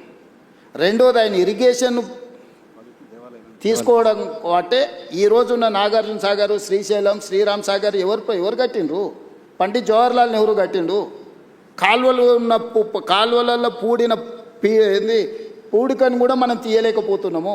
బాక్రానంగాలు ఎవరు కట్టారు? భారతదేశంలో ఈరోజు ఒకప్పుడు కరువుతో తినడానికి తిండి లేని క్రమంలో ఎసెన్షియల్ కమాడిటీ యాక్ట్ తీసుకొచ్చి ఎవడైతే అక్రమ నిల్వలు పండించిన పంటలు పెడితే వాడిని direct prevention of detention act కింద, పీడీ యాక్ట్ కింద పెట్టడానికి చట్టాలు తీసుకొచ్చారు. ఆ రోజు తీవ్రమైన నేరం. అక్కడి నుంచి ఈరోజు సర్ప్లస్ ప్రపంచ దేశానికి ఎగుమతి చేసి ఈరోజు మిగులు ఆహార పదార్థాలు అంటే ఇంకొక 10 సంవత్సరాలకు జరిపే ఆహారపు ధాన్యాలు నిల్వ మన దగ్గర ఉన్నాయి. ఈరోజు పండించిన పంట కొనడానికి కూడా ప్రభుత్వాలు ముందుకు రాలేనంత పంట ఈరోజు ఉత్పత్తి అవుతుంది. ఎక్కడి నుంచి వచ్చింది? ఈరోజు ప్రపంచ దేశాలలో ప్రపంచ దేశాలకు మనం ఎక్స్పర్ట్స్ని ఎక్స్పోర్ట్ చేస్తున్నాం, లేకపోతే ఎక్స్పర్ట్స్ ఇతర దేశాలకు వెళ్ళి మనం చాలా రకాలుగా పనిచేస్తున్నాం, లేకపోతే ఇక్కడ ఉత్పత్తి చేసిన వాటిని ఎక్స్పోర్ట్ చేస్తున్నాం అంటే ఎందుకు? ఆ ఎడ్యుకేషన్ ఫిలాసఫీని, పాలసీని first prime minister of India adopt చేసుకున్నాడు కాబట్టి, ఎడ్యుకేషన్ అండ్ ఇరిగేషన్ ఒక పాలసీ కింద తీసుకున్నాడు కాబట్టి ఫస్ట్ రిఫార్మ్స్ అక్కడ జరిగినాయి. సెకండ్ రిఫార్మ్స్ ఇందిరాగాంధీకి వచ్చినప్పుడు వెల్ఫేర్ అండ్ సోషల్ జస్టిస్ కింద కానీ రాజభరణాలు రద్దు చేయడం కానీ ఎస్సీ ఎస్టీ రిజర్వేషన్ నుంచి మొదలు పెడితే ప్రతి ఒక్కరికి ఆమె సెకండ్ రిఫార్మ్స్లో అవి తీసుకొచ్చింది కాబట్టి, థర్డ్ రిఫార్మ్స్లో పివి నరసింహారావు గారు, మన్మోహన్ సింగ్ గారు లిబరలైజేషన్, ప్రైవేటైజేషన్, గ్లోబలైజేషన్ 3 స్టేజెస్లో ఈ దేశాన్ని అభివృద్ధి పదం వైపు వాళ్ళు నడిపించారు. కాబట్టి ఈరోజు పివి నరసింహారావు గారు, మన్మోహన్ సింగ్ గారు తీసుకున్న నీ విధానాల వల్ల ఇక్కడ నువ్వు పోతే మైక్రోసాఫ్టా, ఇన్ఫోసిసా, విప్రోనా, నువ్వు you name it any company, global fortune 500 companies ఈరోజు హైదరాబాద్కు రాగలిగినాయి. హైటెక్ సిటీ అనేది ఈరోజు నువ్వు గొప్పగా చెప్పుకుంటున్నావు, కానీ అది ఎవరి ఆలోచన, ఎవరి విధానము? ఈరోజు ఈ దేశంలో ఉన్న పాలసీస్ని ఎవరు తీసుకొచ్చిండ్రు? అటువంటి పాలసీస్తో పోలుస్తారా మీరు పెడుతున్న స్కూల్స్ని? ఎస్, డెఫినెట్గా. ఈరోజు నేను చెప్పేది ఏంటంటే, ఆ రోజు రవాణా సౌకర్యాలు లేవు, గ్రామాలకు వెళ్ళలేని పరిస్థితి. ఏ ఊర్లో ఉన్న వాళ్ళు ఆ ఊర్లోనే ఉన్నప్పుడు ఆ తండకో, గూడానికో, మారుమూల పల్లెకో మనం విద్యను తీసుకెళ్ళాం. ప్రతి గ్రామంలో సింగిల్ టీచర్ స్కూల్ ఉండాలని, ప్రతి 2 కిలోమీటర్స్కి అప్పర్ ప్రైమరీ స్కూల్ ఉండాలని, ప్రతి 3 కిలోమీటర్స్కి ప్రైమరీ స్కూల్ ఉండాలని, అదేవిధంగా ప్రతి 5 కిలోమీటర్స్కి హై స్కూల్ ఉండాలని, ప్రతి 10 కిలోమీటర్స్కి హై స్కూల్ ఉండాలని, ప్రతి మండలంలో జూనియర్ కాలేజ్ ఉండాలని, ప్రతి నియోజకవర్గంలో డిగ్రీ కాలేజ్ ఉండాలని, ప్రతి రెవెన్యూ డివిజన్లో ఇంజనీరింగ్ కాలేజ్ ఉండాలని, ప్రతి డిస్టిక్లో మెడికల్ కాలేజ్ ఉండాలి. ఇది ఎడ్యుకేషన్ సిస్టమ్ ఇన్ తెలంగాణ లేకపోతే దేశం అని స్ట్రక్చర్డ్గా యూనివర్సిటీ నుంచి కేజీ టు పీజీ అంటారు కదా, స్లోగన్కి బాగుంది. కేజీ టు పీజీ అనేది పీజీ నుంచి కేజీ వరకు స్ట్రక్చర్ ఎవరు చేసిండ్రు? కాంగ్రెస్ పార్టీ చేసింది. ఫిలాసఫీని ఆ రోజు అడాప్ట్ చేసుకున్నారు. ఇప్పుడు మారింది. 27,000 స్కూల్స్ ఉన్నాయి గవర్నమెంట్వి. 1,05,000 మంది టీచర్లు ఉన్నారు నా దగ్గర, కానీ 19 లక్షల మంది మాత్రమే స్టూడెంట్స్ ఉన్నారు. కానీ ప్రైవేట్లో 12,000 స్కూళ్ళు ఉంటే 38 లక్షల పిల్లలు ఉన్నారు. నేను మిమ్మల్ని అడుగుతున్నా నర్సింగ్, నా దగ్గర ఉన్న వాళ్ళు BA B.Ed మినిమం క్వాలిఫికేషన్ టీచర్లు 1,05,000 మంది ఉన్నారు. గవర్నమెంట్ ఆఫ్ ఇండియా రేషియో 30 మంది విద్యార్థులకు ఒక టీచర్ ఉండాలి. కానీ తెలంగాణలో ఎంత ఉందో తెలుసా? 18 మంది విద్యార్థులకు ఒక టీచర్ ఉంది. భారతదేశంలో ఎక్కడా లేరు. 27,000 స్కూళ్ళు ఉంటే, ఇంతమంది టీచర్లు ఉంటే, 19 లక్షల మంది పిల్లలు నా దగ్గర చదువుకుంటే, 12,000 స్కూళ్ళు ఉన్న ప్రైవేట్ పాఠశాలలు 38 లక్షల మంది పిల్లలకు చదువు చెప్తున్నాయి. ఎక్కడనో ప్రభుత్వ వైఫల్యం ఉన్నట్టే కదా. డెఫినెట్గా. మరి దాన్ని కరెక్షన్ చేయాల్సిన బాధ్యత ఉంది కదా. కరెక్షన్ చేయటంలో ఆ correction next I'm coming to next point. మీరేం చేసిండ్రు?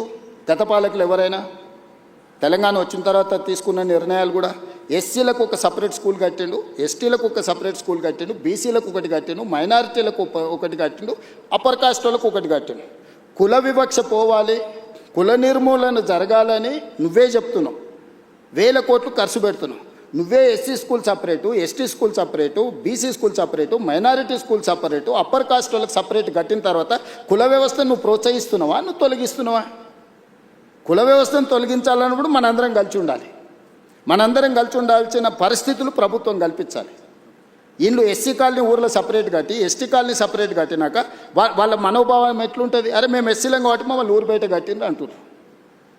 రెండే వర్గాలు, పేదోడు, ధనవంతుడు. I'm doing social engineering. ఈరోజు నేను ప్రతి నియోజకవర్గంలో ఇచ్చిన యంగ్ ఇంటిగ్రేటెడ్ స్కూల్లో 500 మంది ఎస్సీలు ఉంటారు, 500 మంది ఎస్టీలు ఉంటారు, 500 మంది బీసీలు ఉంటారు, 500 మంది మైనారిటీలు ఉంటారు, 500 మంది అప్పర్ కాస్ట్ ఉంటారు. ఈ సమూహమే young India integrated school. 2,500 students in one campus, 25 acres area, 6 lakhs square feet, and spending 200 crores on each school. 100 స్కూళ్ళ మీద 20,000 కోట్లు ఖర్చు పెట్టి ఈరోజు మీరు మార్కెట్లో చెప్పుకుంటున్న కార్పొరేట్ స్కూల్స్ ఉన్నాయి కదా, నెక్స్ట్ డిసెంబర్ తర్వాత అంటే వచ్చే సంవత్సరం ఈ 27 డిసెంబర్ తర్వాత ఈడున్నోళ్ళని కాదు, ఈ దేశంలో ఉన్న వాళ్ళందరూ నేను కట్టే యంగ్ ఇండియా ఇంటిగ్రేటెడ్ స్కూల్స్కు తీసుకెళ్తా. నర్సరీ టు 12th క్లాస్ వరకు నేను అందించే ఎడ్యుకేషన్. నేను బ్రేక్ఫాస్ట్ ఇవ్వబోతున్నా, లంచ్ ఇవ్వబోతున్నా, ఈవినింగ్ స్నాక్స్ ఇవ్వబోతున్నా. రెసిడెన్షియల్ స్కూళ్ళ వల్ల ప్రమాదం ఒకటి తెలుసా నర్సింగ్, ఒకప్పుడు ఒక కుటుంబం 5-6 మంది పిల్లలు ఉండేది. ఓరిద్దరు పిల్లలు చదువుకోవడానికి పోయినా ఓరిద్దరు తల్లిదండ్రుల దగ్గర ఉండేది. ఇప్పుడు ఒక్కటి లేక 2 పిల్లలు ఉంటే ఆ పిల్లల్ని హాస్టల్లో వేస్తే భార్యాభర్తల మధ్య పొంతన ఉండట్లేదు, పిల్లలకు దూరం ఉంటురు. ఆ మధ్యలో ఒక ఆయన నాకు చెప్పిండు, మేము చిన్నగా ఉన్నప్పుడు మీరు మమ్మల్ని హాస్టల్లో వేసారు, మేము పెద్దగా అయినాక మిమ్మల్ని తీసుకెళ్ళి ఓల్డేజ్ హోమ్లో వేసినామని. ఎక్కడుంది ఒక హ్యుమానిటీ, ఒక హ్యూమన్ కనెక్షన్ ఎక్కడుంది? మానవ సంబంధాలు తెగిపోతున్నాయి, మానవ విలువలు పడిపోతున్నాయి. దీన్ని రిస్టోర్ చేయాల్సిన బాధ్యత పాలకుడిగా నా మీద లేదా? నేను గ్రామాలలో చూసిన భార్యాభర్తలకు పిల్లలు స్ట్రెస్ బస్టర్స్. మన కోపం వచ్చినా బాధ వచ్చినా పిల్లలు కళ్ళ ముందు ఉంటే ఒక ధైర్యం. ఆ పిల్లలే లేరనుకో, ఆ కోపం భార్య మీద చూపిస్తాం, భార్యకు వచ్చిన చికాకు భర్త మీద చూపిస్తే చివరికి వాళ్ళిద్దరు విడిపోయే పరిస్థితి ఉంది. సో ఈ మోడల్ స్కూల్లో ఎంత ఉందా? సీరియస్ గా నేను సోషల్ కాన్సిక్వెన్సెస్ చెప్తున్నాను నర్సింగ్. నేను గ్రామం నుంచి వచ్చిన, నాకు తెలుసు నా దగ్గరికి ఎంతమంది. సో ఇప్పుడు బుర్రలేని వాళ్ళకు టెండర్ పిలిచే 200 రూపాయల కాంట్రాక్టే కనిపిస్తాయి, ఎందుకంటే వాళ్ళకు కమిషన్లే కనిపిస్తుంటాయి. అందులో 20,000 కోట్లు పిలిచిందంటే 10% తీసుకున్నా కూడా 2,000 వేసేసినట్టే ఉండాలి. అది దొంగల బుద్ధి. అదే బిల్డింగ్స్ అవసరం ఏంటంటే నర్సింగ్ ఇప్పుడు సైబర్ క్రైమ్ ఒకటి ఉండనుకో, వానికి యాక్సెస్ దొరకగానే ఈ ఖాతాలో ఎంత ఉంది, ఎంత కొట్టేయచ్చు అని వాళ్ళు లెక్కలు వేసుకుంటాడు. గంజాయి అమ్ముకునేటోడు కాలేజీలో 5,000 మంది పిల్లలు ఉంటే 5,000 మంది ఉంటే 2,000 మందికి అలవాటు చేస్తే ఇంత బిజినెస్ చేయొచ్చు అని వాడు అనుకుంటాడు. బ్లాక్లో టికెట్లు అమ్ముకునేటోడు సినిమా థియేటర్ దగ్గర ఎక్కువ జనాలు కనిపిస్తే ఒక 100 టికెట్లు బ్లాక్లో అమ్ముకుంటే చేయొచ్చు ఈరోజు మంచి బిజినెస్ అని వాడు అనుకుంటాడు.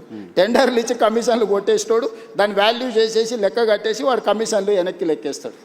నర్సింగ్ రేవంత్ రెడ్డి దగ్గరకు వచ్చి నీకు ఇది ఇస్తే ఈ పని చేయని అడిగే ధైర్యం ఇంతవరకు ఎవరు చేయలే, ఎవరు లోపలికి కూడా రాలే. ఓకే, మీరు ఎడ్యుకేషన్ శాఖను కూడా మీ దగ్గర పెట్టుకోవడం వెనక రీజన్ ఇదేనా? నేను పర్సనల్గా దాన్ని పట్టాలు ఎక్కియాలి అనేది నా. ఇప్పుడు చాలామంది ఏం కోరుకుంటారు, రెవెన్యూ కోరుకుంటారు, ఫినాన్స్ కోరుకుంటారు, డిఫరెంట్ మినిస్టర్స్ కోరుకుంటారు కదా. ముఖ్యమంత్రి ఏ శాఖ అయినా నేను నా వద్ద పెట్టుకోవచ్చు కదా. ఏం పెట్టుకున్నా? అర్బన్ ఇన్ఫ్రాస్ట్రక్చర్ చేయాలనుకున్నా, మున్సిపాలిటీ పెట్టుకున్నా. స్ట్రక్చర్డ్గా డిజైన్ చేయాలి. ఎడ్యుకేషన్, ఈ సమాజాన్ని పునర్నిర్మించాలనే కోరిక నాకుంది. దీన్ని ఎవరి దగ్గర పెట్టినా కూడా అది నేను అనుకున్న లక్ష్యం దిశగా పోదో అని నా దగ్గర పెట్టుకున్నా.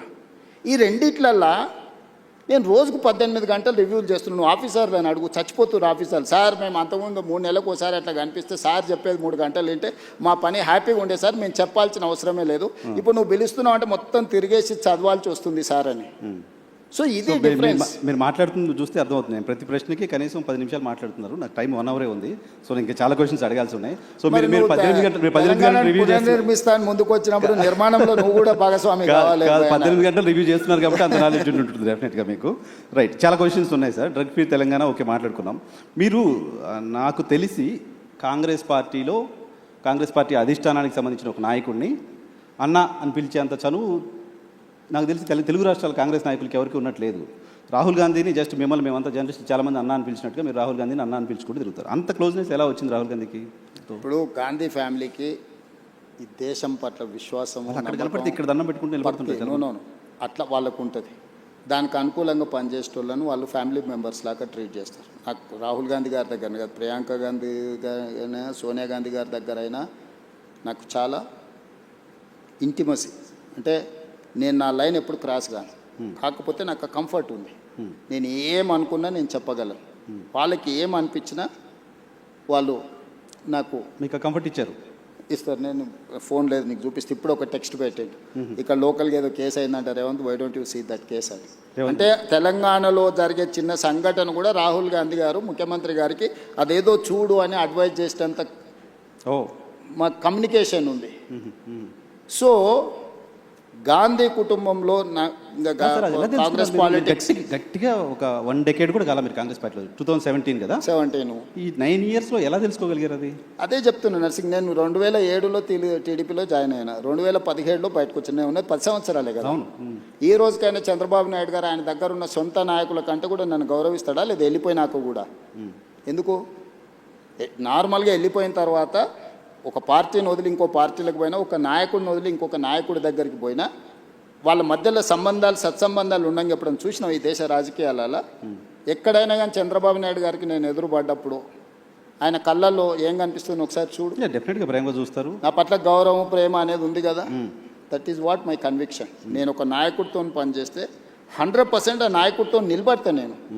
నేను పార్టీని వదిలే రోజు కూడా ఇక్కడ చెప్పలే, విజయవాడకు పోయి చంద్రబాబు నాయుడు గారిని కలిసి, సార్ నాకున్న పరిస్థితి ఇది, మీ వల్ల నాకు పార్టీ వల్ల అన్ని రకాల ఉపయోగము ప్రయోజనం జరిగింది, కానీ నేను అనుకుంటున్న పర్పస్ కానీ ప్రజలు కోరుకుంటున్న లక్ష్యం కానీ ఇక్కడ ఉంటే కుదరదు, కాబట్టి నేను ప్రత్యామ్నాయంగా నేను వెళ్తున్నా అని చెప్పి నేను అక్కడి నుంచి వచ్చిన. నేను ఎప్పుడు కూడా నా రిలేషన్ని నేను స్ట్రెయిన్ చేసుకోలేదు, నా లీడర్కి నేను అబద్ధం చెప్పలే. ఓకే, ఏదున్నా ఉన్నది ఉన్నట్టు మాట్లాడమే నా స్ట్రెంగ్త్. కాదు సార్, రాహుల్ గాంధీ గారికి మీరు గోల్ పెట్టుకున్నారు, నాతో 2006-7 ప్రాంతంలో నేను ముఖ్యమంత్రి అవుతా అని చెప్పారు. నాతో పాటు చాలామంది జర్నలిస్ట్ ఫ్రెండ్స్ చెప్పారు, కొంతమందిని మా వాళ్ళని మంత్రులను కూడా చేస్తామని చెప్పారు. మంత్రులను చేయలేదు కానీ చాలామంది మా జర్నలిస్ట్ ఫ్రెండ్స్కి అవకాశాలు కల్పించారు. Thank you. సో మీరు రాహుల్ గాంధీ గారికి చెప్పొచ్చు కదా, ఆయన కూడా గోల్ పెట్టుకొని నేను ప్రధానమంత్రి కావాలని. గోల్ ఉందా అసలు ఆయనకి? గోల్ పెట్టుకున్నారు, దానికోసం పనిచేస్తున్నారు. రాహుల్ గాంధీ గారికి చాలాసార్లు చెప్తున్నా, కాంగ్రెస్ని అధికారంలోకి తేవాలనే గోల్ ఉంది ఆయనకు, కానీ ఆయన ప్రధానమంత్రి కావాలనే దాని మీద ఆయన కోరిక లేదు. గోల్ ఉంటేనే కదా దానికోసం. నేను చాలాసార్లు మొన్న మా చింతన్ శిబిర్ ఇక్కడనే రాజ్ ఠాకూర్ జిల్లా ప్రెసిడెంట్ ఉన్నాడు కదా, మొన్న మా చింతన్ శిబిర్ జిల్లా అధ్యక్షుల ట్రైనింగ్ జరిగింది ఆంధ్రప్రదేశ్ తెలంగాణ వికారాబాద్లో. నేను లోపల ఏం మాట్లాడినో ఎవరైనా వినుంటారు, నువ్వు అడుగు అంటే నాకు ఆయనకు జరిగిన డిస్కషన్ అంటే పర్సన్ థాట్ లోపల ఉన్నప్పుడు కదా దానికోసం చెప్పించి ఒప్పించిన. మొదటిసారి రాహుల్ గాంధీ వచ్చేసారి నేను ప్రధానమంత్రి పదవికి పోటీ పడతాను, నేను బాధ్యత తీసుకుంటా అని చెప్పి మొదటిసారి రాహుల్ గాంధీ గారిని అధికారికంగా ఎస్ అని నేనే అనిపించిన. ఓకే, నేను చెప్పిన క్లియర్గా ప్రజలు ఇప్పుడు జెన్జీ ఇప్పుడున్న జనరేషన్, నేను ఆయనకు చెప్తా ఆయన నీకు చేస్తాడంటే ఎవరు నమ్మడం లేదు, వినడం లేదు. నువ్వేం చేస్తావో, నీ కమిట్మెంట్ ఏంది, నువ్వేం చేయదలుచుకుంటావో నువ్వు డైరెక్ట్గా చెప్పమంటున్నావు. ఇప్పుడున్న పాలిటిక్స్ను నేను స్విగ్గీతో పోలుస్తాను. ఇప్పుడు జనాలు వితిన్ మినిట్స్ డెలివరీ కావాలని కోరుకుంటున్నారు. పొద్దున ఆర్డర్ ఇస్తే రాత్రికి వచ్చే దాని మీద లేరు జనాలు, కావాలి కొత్త ఆర్డర్ రెడీగా ఉంటారు. సో స్విగ్గీ పాలిటిక్స్లో ఈరోజు నువ్వు ఎట్లా పర్ఫామ్ చేస్తావు అనే దాని మీదనే ఆధారపడి ఉంటుంది. సో రేపు వచ్చే ఎన్నికల్లో రాహుల్ గాంధీ ప్రధానమంత్రి అభ్యర్థి ఇండియా కూటమి నుంచి. మొదట కాంగ్రెస్ పార్టీ నిర్ణయించుకుంటుంది, ప్రకటిస్తుంది, తర్వాత ఇండియా కూటమిని కన్విన్స్ చేస్తాం. ఇండియా కూటమిలో ఉన్న మిత్రులు నాకు చాలామంది మిత్రులే, వాళ్ళందరితో నేను కూర్చోబెట్టి మాట్లాడి సంవత్సరం ముందే అధికారికంగా రాహుల్ గాంధీ గారు రేపు జరగబోయే ఎన్నికల్లో ప్రధానమంత్రి అభ్యర్థి రాహుల్ గాంధీ గారికి ఓటేయండి, ఈ దేశానికి ప్రధానమంత్రి అవుతాడు, రైతుల కోసం ఏం చేస్తాడు, మహిళల కోసం ఏం చేస్తాడు, విద్యార్థుల కోసం ఏం చేస్తాడు, నిరుద్యోగ యువకుల కోసం ఏం చేస్తాడు, పరిశ్రమల కోసం ఏం చేస్తాడు, అదేవిధంగా కాస్ట్ సెన్సెస్ విషయంలో ఏం చేస్తాడు, లేకపోతే ఉన్న అదర్ సోషల్ ఇష్యూస్ మీద ఏం చేస్తాడు, ఒక పాలసీ డాక్యుమెంట్ తీసుకొచ్చి ప్రజల ముందు పెట్టి ప్రజల్ని మ్యాండేట్ కోరుతాం. ఓకే సార్, మీరు ఇప్పుడు ఆంధ్రప్రదేశ్లో కాంగ్రెస్ పార్టీ చివరి ముఖ్యమంత్రి, తెలంగాణ వచ్చిన తర్వాత మీరు మొదటి ముఖ్యమంత్రి. కాంగ్రెస్ పార్టీ ముఖ్యమంత్రులకి ఎవరికీ లేని ఒక ప్రివిలేజ్ కనపడుతుంది, మీరు సౌత్ ఇండియాలో కాంగ్రెస్ పార్టీకి సంబంధించిన ఫేస్గా కనపడుతున్నారు. కేరళ ఎలక్షన్లో క్యాంపెయిన్గా చేయడం కావచ్చు, తమిళనాడు వెళ్ళి అక్కడ మీటింగ్స్ అటెండ్ చేయడం కావచ్చు. సో సిద్ధరామయ్య కంటే కూడా సౌత్ ఇండియాలో ఉన్న కాంగ్రెస్ ముఖ్యమంత్రులు మీరు ఎక్కువ పాపులర్గా కనపడుతున్నారు. సో సౌత్ ఫేస్గా రేవంత్ ఎమర్జ్ అవ్వడం వెనక రీజన్ ఏంటి? నేషనల్ పాలిటిక్స్ ఇంకేదన్నా మీరు సీఎం కావాలని గోల్ అయిపోయింది, వేరే గోల్ ఏమైనా పెట్టుకున్నారా? లేదు నర్సింగ్, నేను 10 years 2034 వరకు ఏ గోల్ లేదు. 1994లో 2 సార్లు తెలుగుదేశం పార్టీకి అధికారం ఇచ్చారు, 2004 నుంచి 2 సార్లు కాంగ్రెస్ పార్టీకి అధికారం ఇచ్చారు, 2014 నుంచి 2 సార్లు బీఆర్ఎస్కి అధికారం ఇచ్చారు, 2024 నుంచి 2 సార్లు నాకు అధికారం ఇస్తారు ప్రజలు. నాకు స్పష్టత ఉంది. 2034 వరకు ఇక్కడనే ఉంటా, ఈ ప్రజల కోసమే పనిచేస్తా. $1 trillion ఎకానమీని అక్కడికి తీసుకెళ్ళి 2047కి $3 trillion ఎకానమీ ఏదైతే మన నరేంద్ర మోడీ గారి ముందు స్పష్టంగా చెప్పినాం, భారతదేశం $30 trillion ఎకానమీ ఏదైతే వికసిత్ భారత్ 2047 లక్ష్యంగా పెట్టుకున్నారో, ఈరోజు మనము 3% లోపల జనాభా ఉంటే 5% జీడిపి కంట్రిబ్యూట్ చేస్తున్నాం. రేపు ఇదే జనాభా 10% జీడిపిని దేశానికి కంట్రిబ్యూట్ చేసే ప్రణాళికలు, దానికి రోడ్ మ్యాప్, దానికి భవిష్యత్ ఏ రకమైన విధానాలు తీసుకోవాలనో 2034 వరకు ఇక్కడనే క్షేత్రస్థాయిలో ఉండి ఈ పనులు చేస్తాను. సార్ అది నమ్మకమా? 10 ఏళ్ళు ఇస్తారులే నమ్మకమా? పక్క రాష్ట్రం ఆంధ్రప్రదేశ్లో 5 ఏళ్ళకి ప్రభుత్వం మారింది, డిఎంకే ప్రభుత్వం తమిళనాడులో కూడా 5 ఏళ్ళకి మారింది.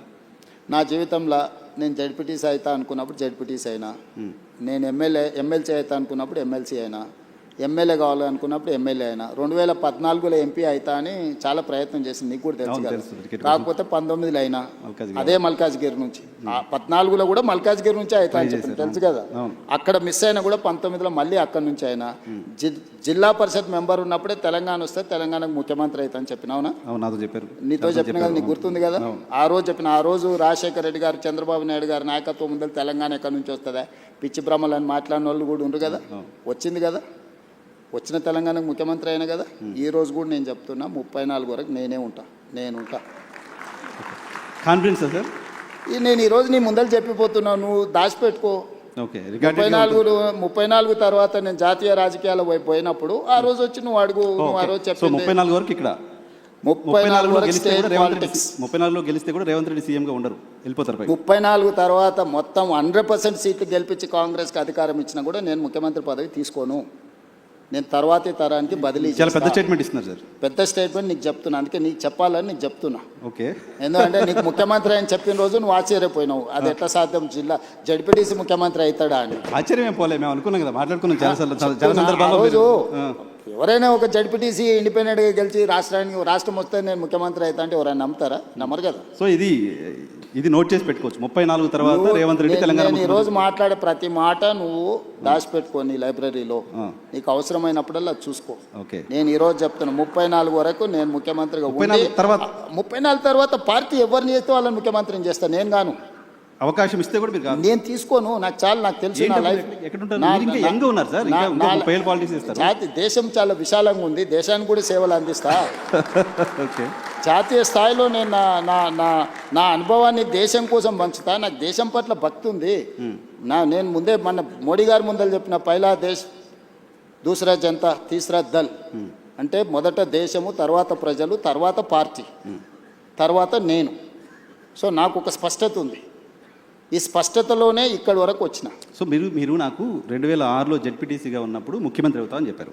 ఇప్పుడు ముఖ్యమంత్రిగా ఉన్నారు, జాతీయ రాజకీయాల్లోకి వెళ్తా అని చెప్తున్నారు. జాతీయ రాజకీయాల్లో ఏ చైర్ కోరుతున్నారు? ఏ చైర్ కోసం అనుకుంటున్నారు? రాహుల్ గాంధీని ప్రధానమంత్రిగా కూర్చోబెట్టి ఆ తర్వాత ఏ చైర్ ఇస్తే ఆ చైర్లో కూర్చుంటా. Right sir. నేను గతంలో నేను TV9లో పనిచేస్తున్నప్పుడు కావచ్చు, ఏబీఎన్ ఆంధ్రజ్యోతిలో పనిచేస్తున్నప్పుడు కావచ్చు, మనం ఇంటర్వ్యూకి వచ్చినప్పుడు మీరు నాకు చెప్పే ఏం అడగాలి సార్ అంటే ఏదైనా అడుగు అనేవాళ్ళు. ఆ లిబర్టీ తీసుకొని కొన్ని క్వశ్చన్స్ అడుగుతున్నాను, అడగచ్చు కదా? డన్. Thank you. తెలంగాణకు సంబంధించి, హైదరాబాద్కు సంబంధించి సినిమా ఇండస్ట్రీ ఎందుకు రేవంత్ రెడ్డి పట్ల నెగిటివ్గా ఉందా, లేకపోతే రేవంత్ రెడ్డి సినిమా ఇండస్ట్రీ పట్ల నెగిటివ్గా ఉన్నారా అలాంటి ఒక ఇంప్రెషన్ బయట సొసైటీలో ఉంది. రీజన్ ఏంటో తెలియదు, మీరు చెప్పాలి. దాంతోపాటు తెలుగు సినిమా ఇండస్ట్రీ ఏమో అంటిముట్టినట్టుగా ఉంటుంది. బాలీవుడ్ మొత్తం ఇంటికి వస్తుంది. అమితాబ్ బచ్చన్ వస్తున్నారు, ఆయన ఎవరు ఇంకా సల్మాన్ ఖాన్ వస్తున్నారు, అజయ్ దేవ్గన్ వస్తున్నారు, బాలీవుడ్ అంతా వస్తుంది. తెలుగు సినిమా ఇండస్ట్రీతో ఎందుకు డిటాచ్మెంట్ ఉంది మీకు? నాకు డిటాచ్మెంట్ ఏం లేదు. నాకు ఎక్కువ వివరాలు తెలుసు కాబట్టి కొంతమంది నా దగ్గరకు వచ్చి వేరే చెప్పలేరు. ఎందుకంటే నాకు అందరి గురించి చాలా విషయాలు తెలుసు కదా. నేను కొత్తగా చూస్తలేను పరిశ్రమ. కొంతమంది అమెరికా నుంచి వచ్చిన వాళ్ళకు సెలబ్రిటీస్ అంటే సోషల్ క్లైంబింగ్ అంటారు దీన్ని ఇంగ్లీష్లో. సడన్గా మనకు డబ్బులు వచ్చినా, సడన్గా హోదా వచ్చినా, అప్పటి వరకు మనలో అణిచివేసుకున్న విపరీతమైన కోరికలు కొన్ని ఉంటాయి. దాంతో ఏమైందంటే ఒక్కసారిగా అవి నిద్రలేస్తారే నాకు సెలబ్రిటీ పరిచయం ఉండాలా, ఆ సెలబ్రిటీ నేను కలవాలా, లేకపోతే నన్ను ఆయన కలవాలా అని సోషల్ క్లైంబింగ్ అంటారు దాన్ని. అంటే అట్లా బయట ప్రపంచంలో ఉండే వాళ్ళతో కొంత కలవాలని కోరికలు ఉంటాయి. నేను 30 ఏళ్ళ క్రితం అందరూ ఇప్పుడు స్టార్స్ అని చెప్పేటోళ్ళు అందరూ కిడ్స్ ఉన్నప్పుడు నాకు తెలుసు.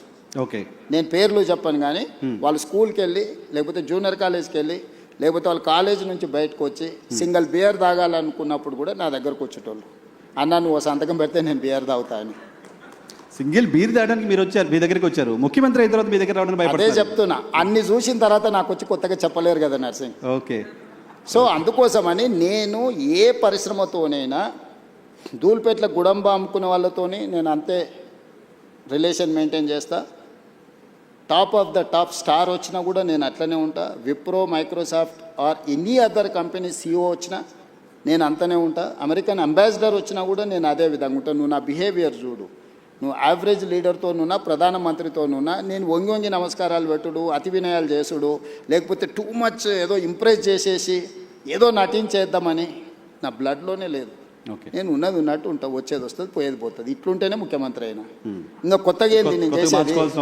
ఏం పని ఉంది ఇప్పుడు ప్రతి ఒక్కరికి లైఫ్లో సక్సెస్కి ఒక ఫార్ములా ఉంటుంది. నువ్వు యాజ్ జర్నలిస్ట్ నువ్వు సక్సెస్ అయినావు అంటే నీకు ఒక ఫార్ములా ఉంటుంది, లేకపోతే ఒక వర్కింగ్ స్టైల్ ఉంటుంది.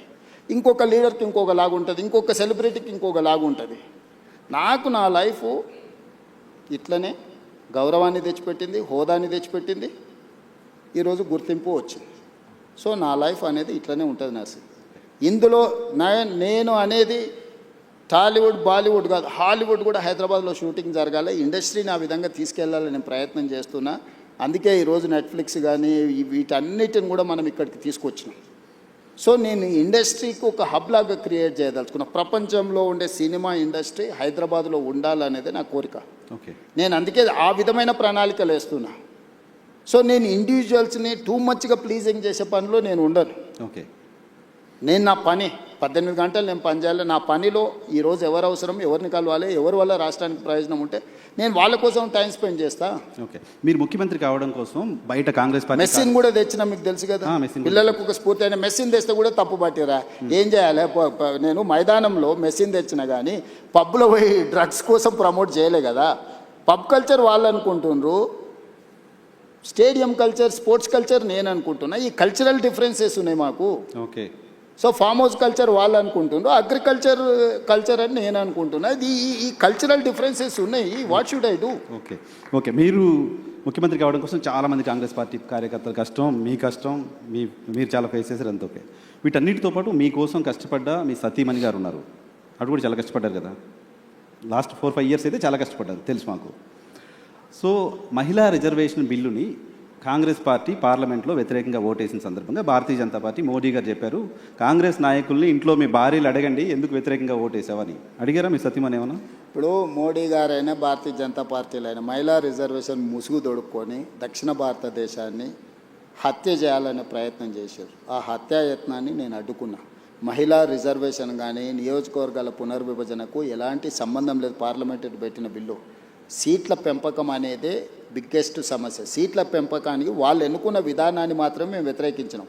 మహిళా రిజర్వేషన్ 2023లోనే పార్లమెంట్లో బిల్లు వచ్చింది. 100% రాజకీయ పార్టీలు అన్నీ మద్దతు ఇచ్చినాయి, అమలు చేయమను. ఇప్పుడున్న 543లో 33% 181 పార్లమెంటు సీట్లు 2011 జనాభా తీసుకొని ఇవాళ రేపు టెక్నాలజీ వచ్చింది. ఈ డేటా ఏఐకి అప్పచెప్పేస్తే 3 గంటలలో 181 సీట్లు ఏవేవి మహిళలకు రిజర్వేషన్లు అవుతావో ఇస్తుంది. ఒకవేళ టెక్నాలజీ మీద మీకు నమ్మకం లేకపోతే ఒక కమిషన్ అపాయింట్ చేస్తే 3 నెలల్లో టోటల్గా చేసేసి 181 మహిళలకు ఇవ్వచ్చు. ఆ ప్రయత్నం చేయడం లేదు. నియోజకవర్గాల పునర్విభజన 2008లో చేసిండ్రు, 2 సంవత్సరాలు పట్టింది అదంతా చేయడానికి. ఉన్న నియోజకవర్గాలు సేమ్ నెంబర్, తెలంగాణలో 17 ఉన్నాయి, ఆంధ్రప్రదేశ్లో 25 ఉన్నాయి. ఇదే 17 నియోజకవర్గాలను పార్లమెంటు పునర్విభజన చేయొచ్చు. ఆంధ్రప్రదేశ్ ఇట్లా దేశమంతా 543 నియోజకవర్గాలను పునర్విభజన చేయొచ్చు. ఆయా రాష్ట్రాలలో ఉన్న జనాభాను రెగ్యులేట్ చేయొచ్చు ఆ పార్లమెంట్ల ప్రకారం. ఈ 2 చేయకుండా సీట్ల పెంపు అనేదాన్ని ఉన్నదాన్ని 50% పెంచుతా అనేది మోడీ గారి ఆలోచన. అందరికీ సమానంగా 50 పెంచుతున్నా అని అంటుండే. నేను ఒకే ఒక ప్రశ్న అడుగుతాను, మీరు బ్రదర్స్ ఇద్దరా ముగ్గురా? ముగ్గురు కదా. మీ నాన్న ఎప్పుడో కొంత ఆస్తి ఇచ్చిండు, ముగ్గురికి సమానంగానే ఇచ్చిండు. ఒక 10 సంవత్సరాల జర్నీ అయిపోయింది. నీ దగ్గర 10 లక్షలు ఉంది ఇప్పుడు ఆస్తి, ఇంకొక బ్రదర్ దగ్గర 1 కోటి ఉంది, ఇంకో బ్రదర్ దగ్గర 10 కోట్లు ఉంది. మీ నాన్న మళ్ళీ వచ్చి ఆయన కూడా మళ్ళీ కష్టపడి సంపాదించి ఎగ్జాక్ట్గా 100% మీ ముగ్గురికి మీ ఆస్తి ఎంత ఉందో 100% ఇస్తా అని అంటే నర్సింగ్, అప్పుడు నువ్వేమంటావు? నీకు 10 లక్షలకు 10 లక్షలు వస్తుంది, మీ పెద్దన్నకు 10 కోట్లకు 10 కోట్లు వస్తుంది, మీ మధ్య అన్నకు 1 కోటికి 1 కోటి వస్తుంది. అప్పుడు నీకు నీ పెద్దన్నకు ఎంత తేడా ఉంది? పర్సంటేజ్ మీ నాన్న చెప్పింది ముగ్గురికి సమానంగా ఇస్తున్నా, 100% ఇస్తున్నా అని చెప్తున్నా.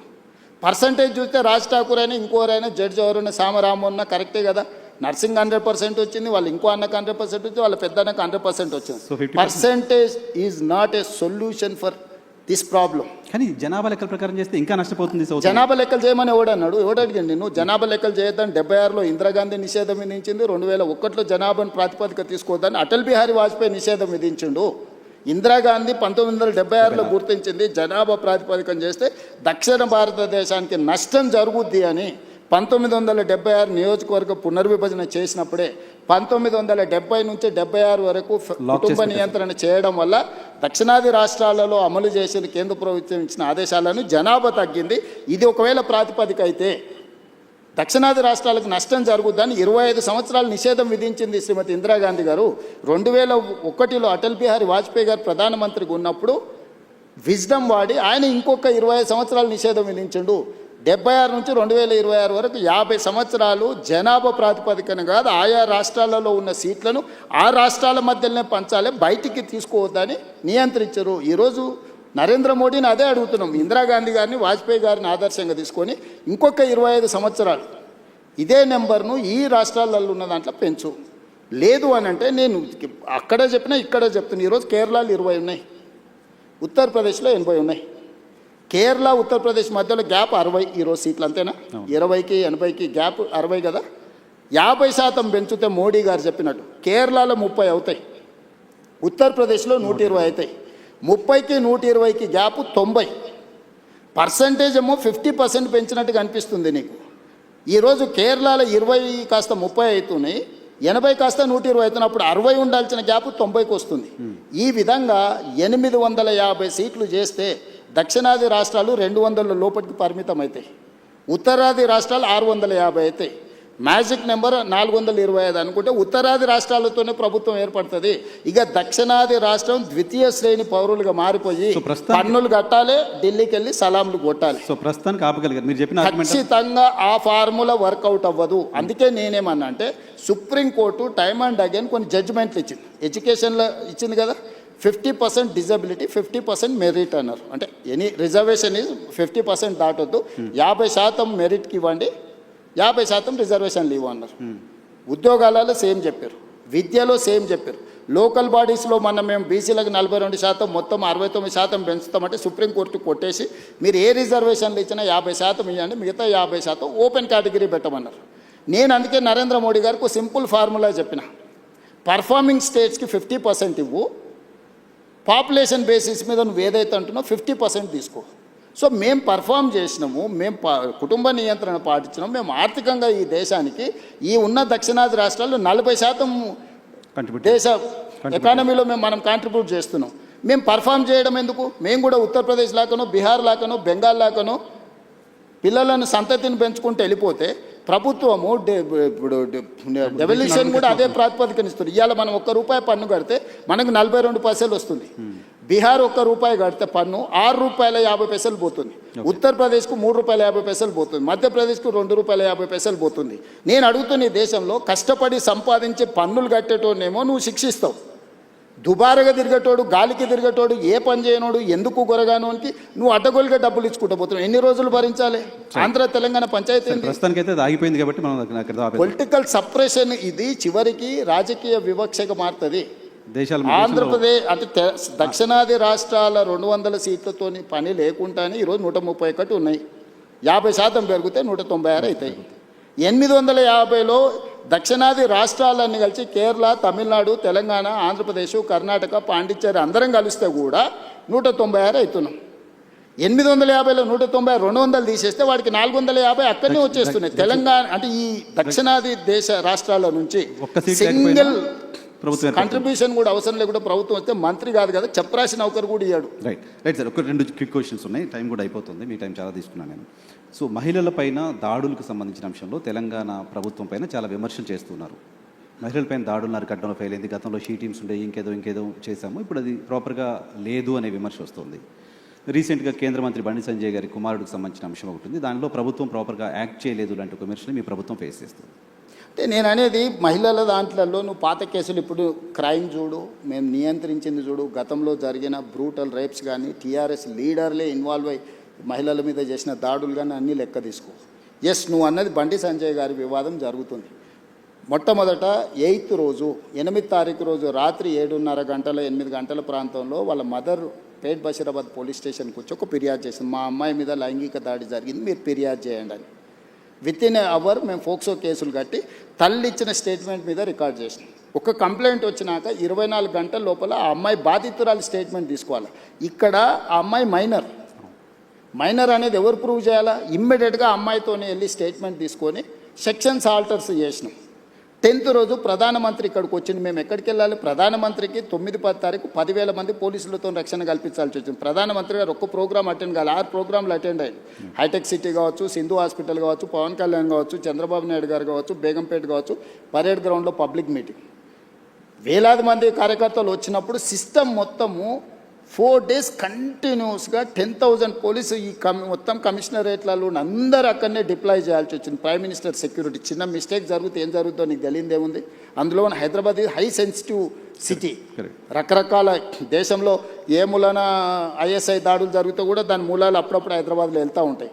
సో ప్రధానమంత్రి పర్యటనను చాలా సీరియస్గా తీసుకొని 10th రోజు 11th పొద్దున్నే ఇమ్మీడియట్గా సెక్షన్స్ ఆర్డర్స్ చేసి ఇమ్మీడియట్గా వాళ్ళ ఇంటికి వెళ్ళి నోటీస్ ఇచ్చినాం. ఇప్పుడు దాంట్లో అమ్మాయి డేట్ ఆఫ్ బర్త్ ఇష్యూస్ మీద 2 రకాల ఆరోపణలు ఉన్నాయి. 2 రకాల ఆరోపణలు ఉన్నప్పుడు ఇప్పుడు బండి సంజయ్ వాళ్ళ కొడుకు కూడా పోయి పోలీస్ స్టేషన్లో అంతకంటే ముందే కంప్లైంట్ ఇచ్చిన. వాళ్ళు కంప్లైంట్ ఇచ్చిన తర్వాత 2 గంటల తర్వాత వీళ్ళు వచ్చి కంప్లైంట్ ఇచ్చారు. ఇప్పుడు అతను ఇచ్చిన కంప్లైంట్ కరీంనగర్లో ఇచ్చిండు, వీళ్ళు ఇచ్చిన కంప్లైంట్ సైబరాబాద్లో ఇచ్చిండు. కంప్లైంట్స్ను బేరీజ్ వేసుకోవడమే కాకుండా ఇప్పుడు అందులో ఉన్న ఆరోపణలని ఆ అమ్మాయి స్టేట్మెంట్ తీసుకోకుండా ఫోక్సో కేసులో పర్టికులర్గా మైనర్ గర్ల్ విషయంలో అమ్మాయి స్టేట్మెంట్ తీసుకోకుండా ముందుకు వెళ్ళడానికి లేదు. ఇమ్మీడియట్గా అమ్మాయి స్టేట్మెంట్ తీసుకొని సెక్షన్స్ ఆల్టర్స్ చేసి ఇమ్మీడియట్గా నోటీస్ ఇస్తే అతను అబ్స్కాండ్లో ఉన్నాడు. సో ఈరోజు మేము చేస్తున్న దాంట్లో చట్టబద్ధంగా ఒకవేళ అడావిడికి వెళ్ళి మేము ఇంటి మీద పడి 1,000 మంది పోలీసులను పంపిస్తే మీరేమంటే రాజకీయ వివక్ష. ప్రధానమంత్రి సభ విజయవంతమైనందుకు రేవంత్ రెడ్డి గారు భారతీయ జనతా పార్టీకి భయపడిపోయి బండి సంజయ్ మీద పోలీసులతో దాడులు చేయించడానికి మళ్ళీ మీరే మాట్లాడేటోళ్ళు. సో ఇప్పుడు ఎవరికి మా ప్రభుత్వంలో నేను మీకు చెప్తున్నా, అది సినిమా స్టార్లు అయినా సరే, ప్రజాప్రతినిధులైనా సరే, వాళ్ళ పిల్లలైనా సరే, ఎవ్వరికి మినహాయింపు లేదు. మీరు నన్ను చూసిండ్రు. సినిమా తారల విషయంలో ఎట్లా వ్యవహరించినా, ప్రజాప్రతినిధులు డ్రగ్స్లలో దొరికితే ఏ రాష్ట్రం వాళ్ళైనా ఏ పార్టీ వాళ్ళైనా నేను ఏ విధంగా తీసుకొచ్చినా ఇందులో కూడా ఎలాంటిది లేదు. ఇది మైనర్ గర్ల్ ఇష్యూ. మేము గట్టిగా చెప్పడానికి లేదు, ఎట్లా పడితే అట్లా వ్యవహరించడానికి లేదు. ఆ బాధిత కుటుంబానికి రాష్ట్ర ముఖ్యమంత్రిగా నేను న్యాయం చేస్తానని ఒక హామీ ఈ వేదిక నుంచి ఇవ్వగలుగుతారా సార్? నేను అనేది ఎవరైతే నేరస్తులు ఉందో 100% శిక్షించే బాధ్యత నాది. హోంశాఖనే కాదు, నేను ముఖ్యమంత్రిని. నేను పక్కడ్బందీగా ప్రణాళిక చేస్తున్నా. నేను ఒకవేళ సహాయం చేయాలంటే ఫోక్సో కేసే పెట్టాను కదా నర్సింగ్. ఫోక్సో కేసు పెట్టి నాకు కంప్లైంట్ వచ్చిన గంటలో ఫోక్సో కేసు పెట్టినా అంటే what is my commitment? POCSO case ఎందుకు పెడతాం? ఏదో అమ్మాయి వచ్చింది, మదర్ వచ్చింది, మదర్ కంప్లైంట్తోని ఫోక్సో కేసులు పెట్టడం సీరియస్ సెక్షన్స్ పెట్టలేము. బాధితురాలి యొక్క స్టేట్మెంట్ తీసుకున్న తర్వాతనే మనం చెయ్యాలి. ఈ చట్టంలో ఉన్న నిబంధన. సో ఇప్పుడు ఇప్పుడు కొన్నిసార్లు మైనర్ పిల్లలు ప్రేమించుకుంటారు. వాళ్ళ ప్రేమ విషయం తల్లిదండ్రులకు నచ్చకపోతే తల్లిదండ్రులు కొన్నిసార్లు కోపానికి వస్తారు, కొన్నిసార్లు డిఫరెంట్గా వాటి మీద ఒత్తిడి తీసుకొస్తుంటారు. ప్రభుత్వం అనేది అసర్టైన్ చేసుకోవాలి కదా. దట్టు ఒక ప్రధానమంత్రి వచ్చే ముందల వచ్చిన 2 ఫిర్యాదులు, అక్కడనేమో హానీ ట్రాప్ అని బండి సంజయ్ కుటుంబం కేసు పెట్టింది, ఇక్కడేమో మైనర్ అమ్మాయి మీద లైంగిక దాడి జరిగిందని వీళ్ళు కేసు పెట్టారు. రెండింటిని పరిశీలించడానికి పోలీసులకు కనీసం 24 గంటలను పడితే వాళ్ళు ఇచ్చింది రాత్రిపూట. ఒక ఆయన 8 తారీఖు 5 గంటలకు ఇస్తే ఇంకొకరు 8 తారీఖు 9 గంటలకు ఇచ్చాను. 9 తారీఖు నాడు ఎంబడే మేము రంగంలో దిగి పోలీసులు మొత్తం తీసుకొని మొత్తం స్టేట్మెంట్స్ రికార్డ్ చేసి సెక్షన్స్ ఆల్టర్ చేసిన 9 తారీఖు. 10 తారీఖు నాడు ప్రధానమంత్రి మొత్తం నేను పర్యటనలో ఉన్న మొత్తం వ్యవస్థ ఉంది. 11 పొద్దున్నే నేను సమీక్ష చేసి ఒక ఉమెన్ ఐపీఎస్ ఆఫీసర్ని అపాయింట్ చేసి కంప్లీట్గా డీటెయిల్ చేసి సెక్షన్స్ ఆల్టర్ చేసి బండి సంజయ్ ఇంటికే కాదు, బండి సంజయ్ బావమర్ది ఇంటికి ఢిల్లీలో కూడా అందరినీ 5 పోలీస్ టీంలను ఈరోజు పంపించినాం. ఎక్కడన్నా ప్రభుత్వం కేసుని ఏమైనా డైల్యూట్ చేసిందా? ఇప్పుడు కొడుకు నేరం చేస్తే తండ్రిని అరెస్ట్ చేస్తారా? నువ్వు చెప్పు. ఇట్లాంటి కేసులలో ఇప్పుడు కొడుకు ఏదైనా తప్పు చేసిండు అంటే బండి సంజయ్ని అరెస్ట్ చేయాలా? ఏం కోరుకుంటుండ్రు? ఇప్పుడు బండి సంజయ్కి బీఆర్ఎస్ వాళ్ళకు పొసగలేదా, పొసిగిందా, ఎక్కడైనా తేడా వచ్చిందా, ఇవన్నీ నేను చెప్పలేను. కానీ ఆర్ఎస్ ప్రవీణ్ కుమార్ గారు వాలంటీర్ రిటైర్మెంట్ తీసుకున్న ఆఫీసర్, ఆయనే ఇన్వెస్టిగేటింగ్ ఆఫీసర్ అనుకుంటా. ఆయన ఐపీఎస్ కాదు, ఇప్పుడు is no more IPS officer. ఆయన రిటైర్ అయిపోయింది. ఓ గడీలకు వ్యతిరేకంగా కొట్లాడుతున్నాడు, ఇప్పుడు ఆ గడీల దగ్గరనే గులాంగిరి చేస్తున్నాడు. పోలీసులు బెదిరిస్తున్నారు బాధిత కుటుంబాన్ని. ఎవరికి అవసరం ఉందా? పోలీసు బెదిరిస్తే కేసు ఎందుకు కడతాము? ఇప్పుడు ఇది మినిమం లాజిక్. కంప్లైంట్ వచ్చినప్పుడే పోక్సో కేసు కట్టిన ప్రభుత్వం బెదిరించినట్ట, లేకపోతే బాధితురాలు పక్షాన నిలబడ్డట? ఇమ్మీడియట్గా అమ్మాయి స్టేట్మెంట్ను తీసుకొని ఆ స్టేట్మెంట్ ప్రకారం సెక్షన్స్ ఆల్టర్ చేస్తే మేము బాధితురాలు పక్షాన్ని ఉన్నట్ట, లేకపోతే అవతల పక్షాన్ని ఉన్నట్ట? ఇప్పుడు వీళ్ళ ప్రాబ్లము కేటీఆర్ గారికి ప్రవీణ్ కుమార్ గారికి బండి సంజయ్కి పంచాయతీ ఉండొచ్చు. ఆ పంచాయతీ రాజకీయాలలో వాళ్ళు ఏమన్నా తెలుసుకొని ఎవరినెవరైనా తిట్టుకొని ఎవరినెవరైనా కొట్టుకొని, ఇప్పుడు ఆయన ఎవరో వాళ్ళ ఎమ్మెల్యే తిట్టిండు, వాళ్ళు వచ్చి వీళ్ళని తన్నిండ్రు. ఆయన ఏమంటుండు, వాడు తిడితే నేను దాంతో నాకు తెలిసిన చదువు ఇదే అని ఆయన అంటుండు. నేనేమంటున్నా, ఎవరు ఫిర్యాదు చేసినా కూడా దానికి క్షుణ్ణంగా పరిశీలించి కేసులు కచ్చి చట్ట ప్రకారం శిక్షిస్తా అంటున్నా. ఇన్ని రోజులు బీఆర్ఎస్ వాళ్ళు ఏమన్నారు, మన బీజేపీ వాళ్ళు ఏమన్నారు, రేవంత్ రెడ్డి కేటీఆర్ను కేసీఆర్ను జైల్లో పెడతలేడు, వీళ్ళిద్దరు కుమ్ముక్కైనరు అన్నారు. ఇప్పుడు బీఆర్ఎస్ వాళ్ళు ఏమంటున్నారు, రేవంత్ రెడ్డి బీజేపీ వాళ్ళు కుమ్ముక్కైనరు, బండి సంజయ్ని జైల్లో పెడతలేడు. ఇప్పుడు కేటీఆర్కి సంబంధించిన కేసులు ఉంటే పద్ధతి ప్రకారం విచారణ ఛార్జ్షీట్లు క్లెయిమ్ చేసినాం. ఏసీబీ ఇప్పుడు నోటీస్ ఇచ్చింది కదా. నేను ఎవరి పట్ల బీఆర్ఎస్ అయినా బీజేపీ అయినా ఎంఐఎం అయినా ఇంకో రాజకీయ పార్టీ ఏదైనా నా పార్టీలో ఉన్న వాళ్ళనైనా చట్ట ప్రకారం విచారణ చేసి, ఇది పిల్లల భవిష్యత్తుకు సంబంధించింది. వైఎన్ఆర్ నేను క్లియర్గా చెప్తాను, ఇది పిల్లలకు భవిష్యత్తుకు సంబంధించింది. ఏ చిన్న మిస్టేక్ విచారణలో ప్రభుత్వం చేసినా ఆ పిల్లల జీవితాలు పూర్తిగా దెబ్బతింటాయి. అది అమ్మాయి కావచ్చు అబ్బాయి కావచ్చు. ఇప్పుడు ఆ అమ్మాయికి సంబంధించి 2 డేట్ ఆఫ్ బర్త్లు 2 సర్టిఫికెట్లు ఉన్నాయని వాళ్ళకు ఫిర్యాదు చేశారు. నేను అసర్టైన్ చేసుకోవాలి కదా, ఇప్పుడు ఆ స్కూల్కి వెళ్ళాలన్నా, 10th క్లాస్ సర్టిఫికేట్ తీసుకోవాలన్నా, ఆ అమ్మాయి ఏ హాస్పిటల్లో జన్మించిందో హాస్పిటల్ నుంచి బర్త్ సర్టిఫికేట్ తీసుకోవాలన్నా, ఆ అమ్మాయికి సంబంధించిన ఆధార్ కార్డు తీసుకోవాలన్నా, ఈ 3 రకాల సర్టిఫికెట్లు సేకరించాలంటే పోలీసులకు కనీసం 24 గంటలు పట్టదా? ఆ అమ్మాయి చదువుకున్న స్కూల్ ఎక్కడుందో ఫస్ట్ మేము కనుక్కోవాలన్నా, ఆ అమ్మాయి ఆధార్ కార్డు ఎక్కడుందో తీసుకోవాలన్నా, ఆ అమ్మాయి ఏ హాస్పిటల్లో జన్మించిందో వివరాలు సేకరించాలన్నా, ఇవన్నీ తీసుకోకుండా నేను ఎట్లా ఒకవేళ కేసు కట్టిన అనుకో, రేపు ఒకవేళ ఇప్పుడు వాళ్ళు చెప్తున్నాడు వాళ్ళ దగ్గర ఏదైనా ఆధారం ఉందనుకో, అమ్మాయి మేజర్ అని, నువ్వేమంటావు?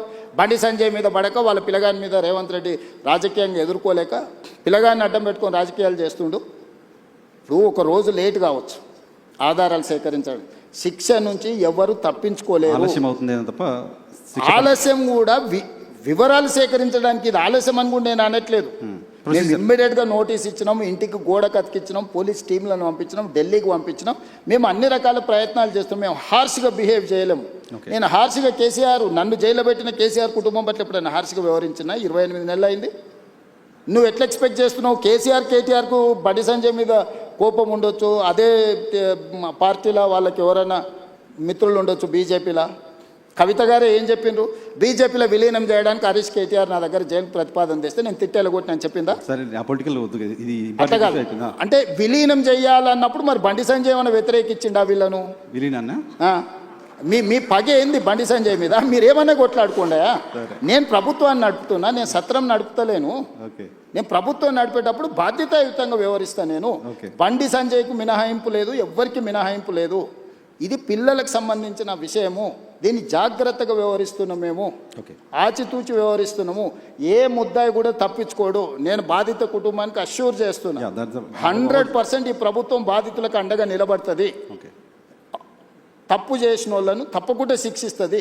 ఇందులో మీకు ఒక విషయము, డిసెంబర్ 31, 2025 కంటే ముందు జరిగిన సంఘటనలే ఫిర్యాదులు ఉన్నాయి. జనవరి 1, 2026 నుంచి ఇక్కడి వరకు ఫిర్యాదుల సంఘటనలు లేవు. 4-5 నెలల క్రితం జరిగిన సంఘటనల మీద ఫిర్యాదు వచ్చినప్పుడు 4-5 నెలల కింద ఎక్కడెక్కడ సంఘటనలు జరిగిన వివరాలు సేకరించడం కొంత సమయం పట్టదా? ఇప్పుడు నిన్న జరిగిందో మొన్న జరిగిందో, నిన్న మేము ఎక్కడో వెళ్తే మా మీద ఇట్లా దాడి జరిగిందంటే ఆ విచారణ వేరు. డిసెంబర్ 31 నైట్ ఇక్కడ సంఘటన జరిగింది, October so and so date నాడు ఇక్కడ సంఘటన జరిగింది, ఆగస్టులో సో అండ్ సో డేట్ నాడు ఈ సంఘటన ఇట్లా కొన్ని వాళ్ళు కోట్ చేస్తున్నారు. 4 నెలల వెనక్కి వెళ్ళి జరిగిన సంఘటనలని సేకరించాలంటే మేము టెక్నాలజీని వాడాలి. టెలిఫోన్ టవర్స్, అమ్మాయి అబ్బాయి టవర్స్ ఒక దగ్గర ఉన్నాయా లేవా సిగ్నల్స్, లేకపోతే ఎక్కడైతే వెళ్ళిందో అక్కడ ఏమైనా సీసీ కెమెరాలు ఉన్నాయా, అక్కడ ఏమైనా ఫుటేజ్ ఉందా? పోలీస్ విచారణ అంతా ఓకే. అరే మరి అంటే మీరు సింపుల్గా ఎందుకు అర్జెంటుగా తీసుకొచ్చేసి కోదండం ఎక్కించి కొడతలేరు, సంజయ్ కొడుకును ఊరేస్తలేరు? ఈ అంటే ఏమంటారు, ఇది ఇది ఎట్లా ఆన్సర్ చేయాలి? నేను దాని గురించి ఎక్కువ డిస్కషన్. ఒకటి జనరల్గా ఆన్సర్ చేయాల్సింది ఏంటంటే, భారత హోంశాఖ మంత్రి కొడుకు కేసు అయిన తర్వాత పారిపోవడం ఏంటి? అది చాలా తప్పు. అది బండి సంజయ్ గారు నైతిక బాధ్యత తీసుకొని కొడుకుని వెంబడే విచారణకు పంపించాలి. నేను కూడా సూచన చేస్తున్న ప్రజాప్రతినిధిగా ధైర్యంగా ఎదుర్కోవాలి. పారిపోతే పరిష్కారం కాదు కదా. నేను బండి సంజయ్కి సూచన చేస్తున్నా. బండి సంజయ్ కూడా కష్టపడి కింద నుంచి కార్యకర్త నుంచి అక్కడికి వచ్చిండు. కొడుకు తప్పిదం వల్ల ఆయనకు తలవంపులు వచ్చినాయి. కానీ నిలబడి తప్పైనా ఒప్పైనా నిలబడి జవాబు చెప్పాల్సిన బాధ్యత ప్రజాప్రతినిధిగా బండి సంజయ్ మీద ఉంది. దాని నుంచి ఆ బాధ్యత నుంచి బండి సంజయ్ తప్పించుకోలేడు. నేను ఈ వేదిక మీద నుంచి బండి సంజయ్ గారికి సూచన చేస్తున్నా, తక్షణమే నీ కొడుకుని తీసుకొచ్చి పోలీస్ స్టేషన్లో నువ్వే అప్పచెప్పు. దానివల్ల నీ గౌరవం పెరుగుతుంది సమాజంలో. విచారణను ఎదుర్కోమనుండ్రి. తప్పో ఒప్పో విచారణ అధికారులు తెలుసా, నిజాయితీ కలిగిన అధికారులను వేసిన విచారణ ఎదుర్కొని నిలబడు. అంతే తప్ప పారిపోతే ఆదర్శంగా ఉండాలి. ఇప్పుడు మేము ఇవన్నీ ఇవన్నీ అసర్టైన్ చేసుకున్న తర్వాత కంప్లీట్గా అగ్రెసివ్గా పోలీస్ బిహేవ్ చేస్తారు. ఓకే, ఇప్పుడు ఇవన్నీ అసర్టైన్ చేసుకొని నోటీసులు ఇచ్చినాం, వాళ్ళకి సమయం ఇచ్చినాం. ఆ నోటీస్ సమయం లోపల వాళ్ళు స్పందిస్తారని ఆశ, స్పందించకపోతే పోలీస్ రకంగా వ్యవహరిస్తుంది. దీంట్లో 2 రోజులు వాయిదా వేసుకోవడం వల్ల వాళ్ళకు వచ్చే లాభం ఏం లేదు. నిలబడి విచారణను ఎదుర్కొంటే వాళ్ళ గౌరవమైన పెరుగుతుంది రాజకీయంగా. Right sir. మీ టైం కూడా అయిపోయింది. జస్ట్ క్విక్గా 2 క్వశ్చన్స్ తీసుకొని క్లోజ్ చేస్తారు. క్వశ్చన్ ఏంటంటే, మోదీ గారు మొన్న హైదరాబాద్కి వచ్చినప్పుడు హంసే జుడ్జావ్ అన్నారు మిమ్మల్ని. దానికి మీరు డైరెక్ట్గా ఆన్సర్ చెప్పకుండా చిట్ చాట్లో ఏదో చెప్పి వదిలేశారు. ఇక్కడ ఆన్ రికార్డ్ కెమెరాలు ఏం చెప్పారు ఆయన? కలిసి నడవమంటే దాని అర్థం ఏంటి? మేము మాట్లాడుకున్నది మీరు పొలిటీషియన్ మాత్రమే కదా, పొలిటికల్ అనలిస్ట్ కూడా కదా. మీకు ఎలా అనిపించింది? అధికారిక కార్యక్రమంలో ఒక రాష్ట్ర ప్రభుత్వం, కేంద్ర ప్రభుత్వం అధికారిక కార్యక్రమంలో ప్రధానమంత్రిగా వారు, ముఖ్యమంత్రిగా నేను అందులో పాల్గొన్నాను. మొదట నేను మాట్లాడినప్పుడు నేను వారికి రాష్ట్రంలో ఉన్న పరిస్థితులు, ప్రధానమంత్రి మన్మోహన్ సింగ్ గారు ఉన్నప్పుడు ఆయన గుజరాత్ ముఖ్యమంత్రి, వారి సహకారం వల్ల 10 సంవత్సరాలలో గుజరాత్ మోడల్ అని తయారు చేసి దేశానికి ఒక గొప్ప విధానాన్ని అందించినామని వాళ్ళు చెప్పుకుంటున్నారు. మరి మన్మోహన్ సింగ్ గారు అంత మెగ్నానిమిటీ చూపిస్తే నువ్వు గుజరాత్ మోడల్ తయారు చేయగలిగినావు కదా ముఖ్యమంత్రిగా.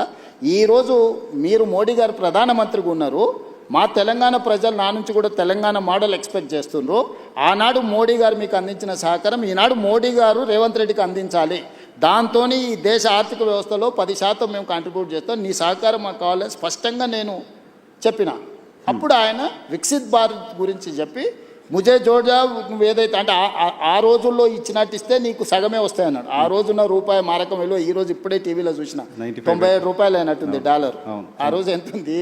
45 రూపాయలు 50 రూపాయలు ఉంది. సో ఈ కంపారిజన్ ఆర్థిక వ్యవస్థ బడ్జెట్ విన్నాం సార్ మేము. కానీ ఆయన రేవంతాజీ అని పాజిచ్చి పర్టికులర్గా మాట్లాడాడు. అది అంటే రాష్ట్ర ప్రభుత్వం గత 10 సంవత్సరాలు కేసీఆర్ గారు ఏ రోజు కూడా సహకరించలేదు, సహకారం తీసుకోలేదు, కేంద్ర ప్రభుత్వంతో కలిసి రాలేదు, మాకు అనుమతులు అడగలేదు, మమ్మల్ని నిధులు అడగలేదు. జస్ట్ అప్కే ప్యార్ రహేతో బస్ హై ప్యార్ మే మై మర్ జాऊंगा అని చెప్పి మెదక్లో ఒకసారి అన్నాడు. ఆయన ప్రేమ అడిగిండు, నువ్వు మాత్రం నిధులు అడుగుతావు, నిధులు అడగాలంటే మాతో కలిసి ఉండాలన్నాడు. నేను కూడా కలిసి ఉంటా, కలిసి పనిచేద్దాం. వికసిత్ భారత్ నీకుంది, తెలంగాణ రైజింగ్ నాకుంది. ఈ 2 కలిస్తేనే ఈ దేశం, రాష్ట్రాల అభివృద్ధి జరగకుండా దేశం అభివృద్ధి జరగదని నేను చెప్పిన, ఆయన కూడా అదే ఆమోదించను. మా మధ్యలో 2 ప్రభుత్వాల యొక్క సహకారము, పాలసీ పెరాలసిస్ లేకుండా పాలసీ ఎక్స్చేంజ్ చేసుకోవడానికి అవసరమైన ప్రణాళికలు మాట్లాడుకున్నాము. మోడీ గారికి నా కమిట్మెంట్ తెలుసు పాలిటిక్స్లో, ప్లస్ నేను నడుపుతున్న ప్రభుత్వం విధానం కూడా ఆయనకు తెలుసు. కాబట్టి రాజకీయాలకు తావులేదు. ఆయన ఒకవేళ అక్కడ మాట్లాడినుంటే, పరేడ్ గ్రౌండ్లో ఇదే మాట్లాడినుంటే పార్టీ మీటింగ్ కాబట్టి చెప్పేటోని. మేము కలిసి పాటుకున్నదే ప్రభుత్వ అధికారిక కార్యక్రమం, మైకుల ముందలే ఇద్దరం మాట్లాడుకున్నాం. దీంట్లో ఒకవేళ నువ్వు అనుకున్నది ఉంటే తెర వెనుక కూడా మాట్లాడుకోవచ్చు కదా నరసింగ్. అవును. కాబట్టి ఆయన తెలంగాణ రాష్ట్రానికి ఇబ్బంది పెట్టడం కోసం బహుశా మిమ్మల్ని అలా ఇన్విటేషన్ అందరు ఎదురుగానే మాట్లాడిండు. ఇది అందరు బహిరంగంగా జరిగిందే. ఆయన ఓపెన్ ప్రపోజల్ కలిసి రమ్మని తెలంగాణ ప్రభుత్వానికి ఇచ్చిండు, కేంద్ర ప్రభుత్వంతో కలిసి రమ్మని. కేంద్ర ప్రభుత్వం మీరు అది ఫార్మల్గా చెప్పండి. మీరు పొలిటీషియన్ కంటే కూడా పొలిటికల్ అనలిస్ట్గా చాలా బాగా పాలిటిక్స్ అనలైజ్ చేస్తారు, నాకు తెలుసు. ముఖ్యమంత్రిని ప్రధానమంత్రి పాజ్ ఇచ్చి టీచ్ చేస్తున్నట్టుగా మాట్లాడితే దాన్ని రకరకాలుగా అనుకుంటే మంచిదే కదా. నాకు డిమాండ్ ఉందని నీకన్నా అర్థమైంది కదా. పోనీ రేవంత్ రెడ్డికి డిమాండ్ లేదు, అవుట్డేటెడ్ కాదు, రేవంత్ రెడ్డికి డిమాండ్ ఉంది అనేది అర్థమైంది కదా. డిమాండ్ అండ్ సప్లై కదా మార్కెట్ అంతా. సో రేవంత్ రెడ్డికి ఈ దేశంలో డిమాండ్ ఉంది, అది తెలంగాణ ప్రజలకు గౌరవము. నేను తెలంగాణ ప్రజల కోసమే పనిచేస్తా, నాయకుడు రాహుల్ గాంధీ గారి సూచనల మేరకే పనిచేస్తా. నాకు గొప్ప అవకాశం అనుకుంటున్నా సోనియా గాంధీ గారితో కలిసి పనిచేయడం. సోనియా గాంధీ గారు లేకపోతే ఇంకా 1000 సంవత్సరాలైనా తెలంగాణ రాష్ట్రం అనేది నిజం కళ కాకపోయిండే. సోనియా గాంధీ గారు తెలంగాణ ఇచ్చిండ్రు కాబట్టి ఆ కృతజ్ఞతతోనైనా ఈ తెలంగాణ సమాజం తరఫున సోనియా గాంధీ గారితో కలిసి పనిచేయాలనేది నా భావన. నేను 2017లో కాంగ్రెస్లో చేరినప్పుడు రాష్ట్రంలో అధికారంలో లేదు, కేంద్రంలో అధికారంలో లేదు, కనుచూపు మేరలో వస్తుందన్న ఆశ కూడా లేదు ఆ రోజు. టీడీపీలో చేరినప్పుడు కూడా టీడీపీ అధికారంలో లేదు. సో నేను ఏ రోజు కూడా ఒక రోజు పార్టీ 2007లో నేను చంద్రబాబు నాయుడు గారితో చేరినప్పుడు రాజశేఖర రెడ్డి గారు ఎంత బలమైన నాయకుడు, ప్రభుత్వం ఎంత బలంగా ఉండేనో తెలుసు రాష్ట్రంలో, కేంద్రంలో. 2017లో నేను కాంగ్రెస్లోకి పోయినప్పుడు ఇక్కడ చంద్రబాబు నాయుడు గారు, అక్కడ మోడీ గారు అధికారంలో ఉన్నారు, ఎంత బలంగా ఉండేనో నీకు తెలుసు. అయినా నేను పోయి కాంగ్రెస్ పార్టీలో చేరిన. సో నేను నా మనసుకు నచ్చినట్టుగానే చేస్తా. నేను అవకాశాల కోసం అవకాశవాదిగా నేను వ్యవహరించను. నేను పార్టీ మారిన ప్రజలు నన్ను ఎందుకు ఆమోదించను, కాంగ్రెస్ పార్టీ కార్యకర్తలు నన్ను ఎందుకు హక్కున చేర్చుకున్నారంటే నేను నిబద్ధతతోని చేరిన అనేది వాళ్ళు విశ్వసించారు కాబట్టి.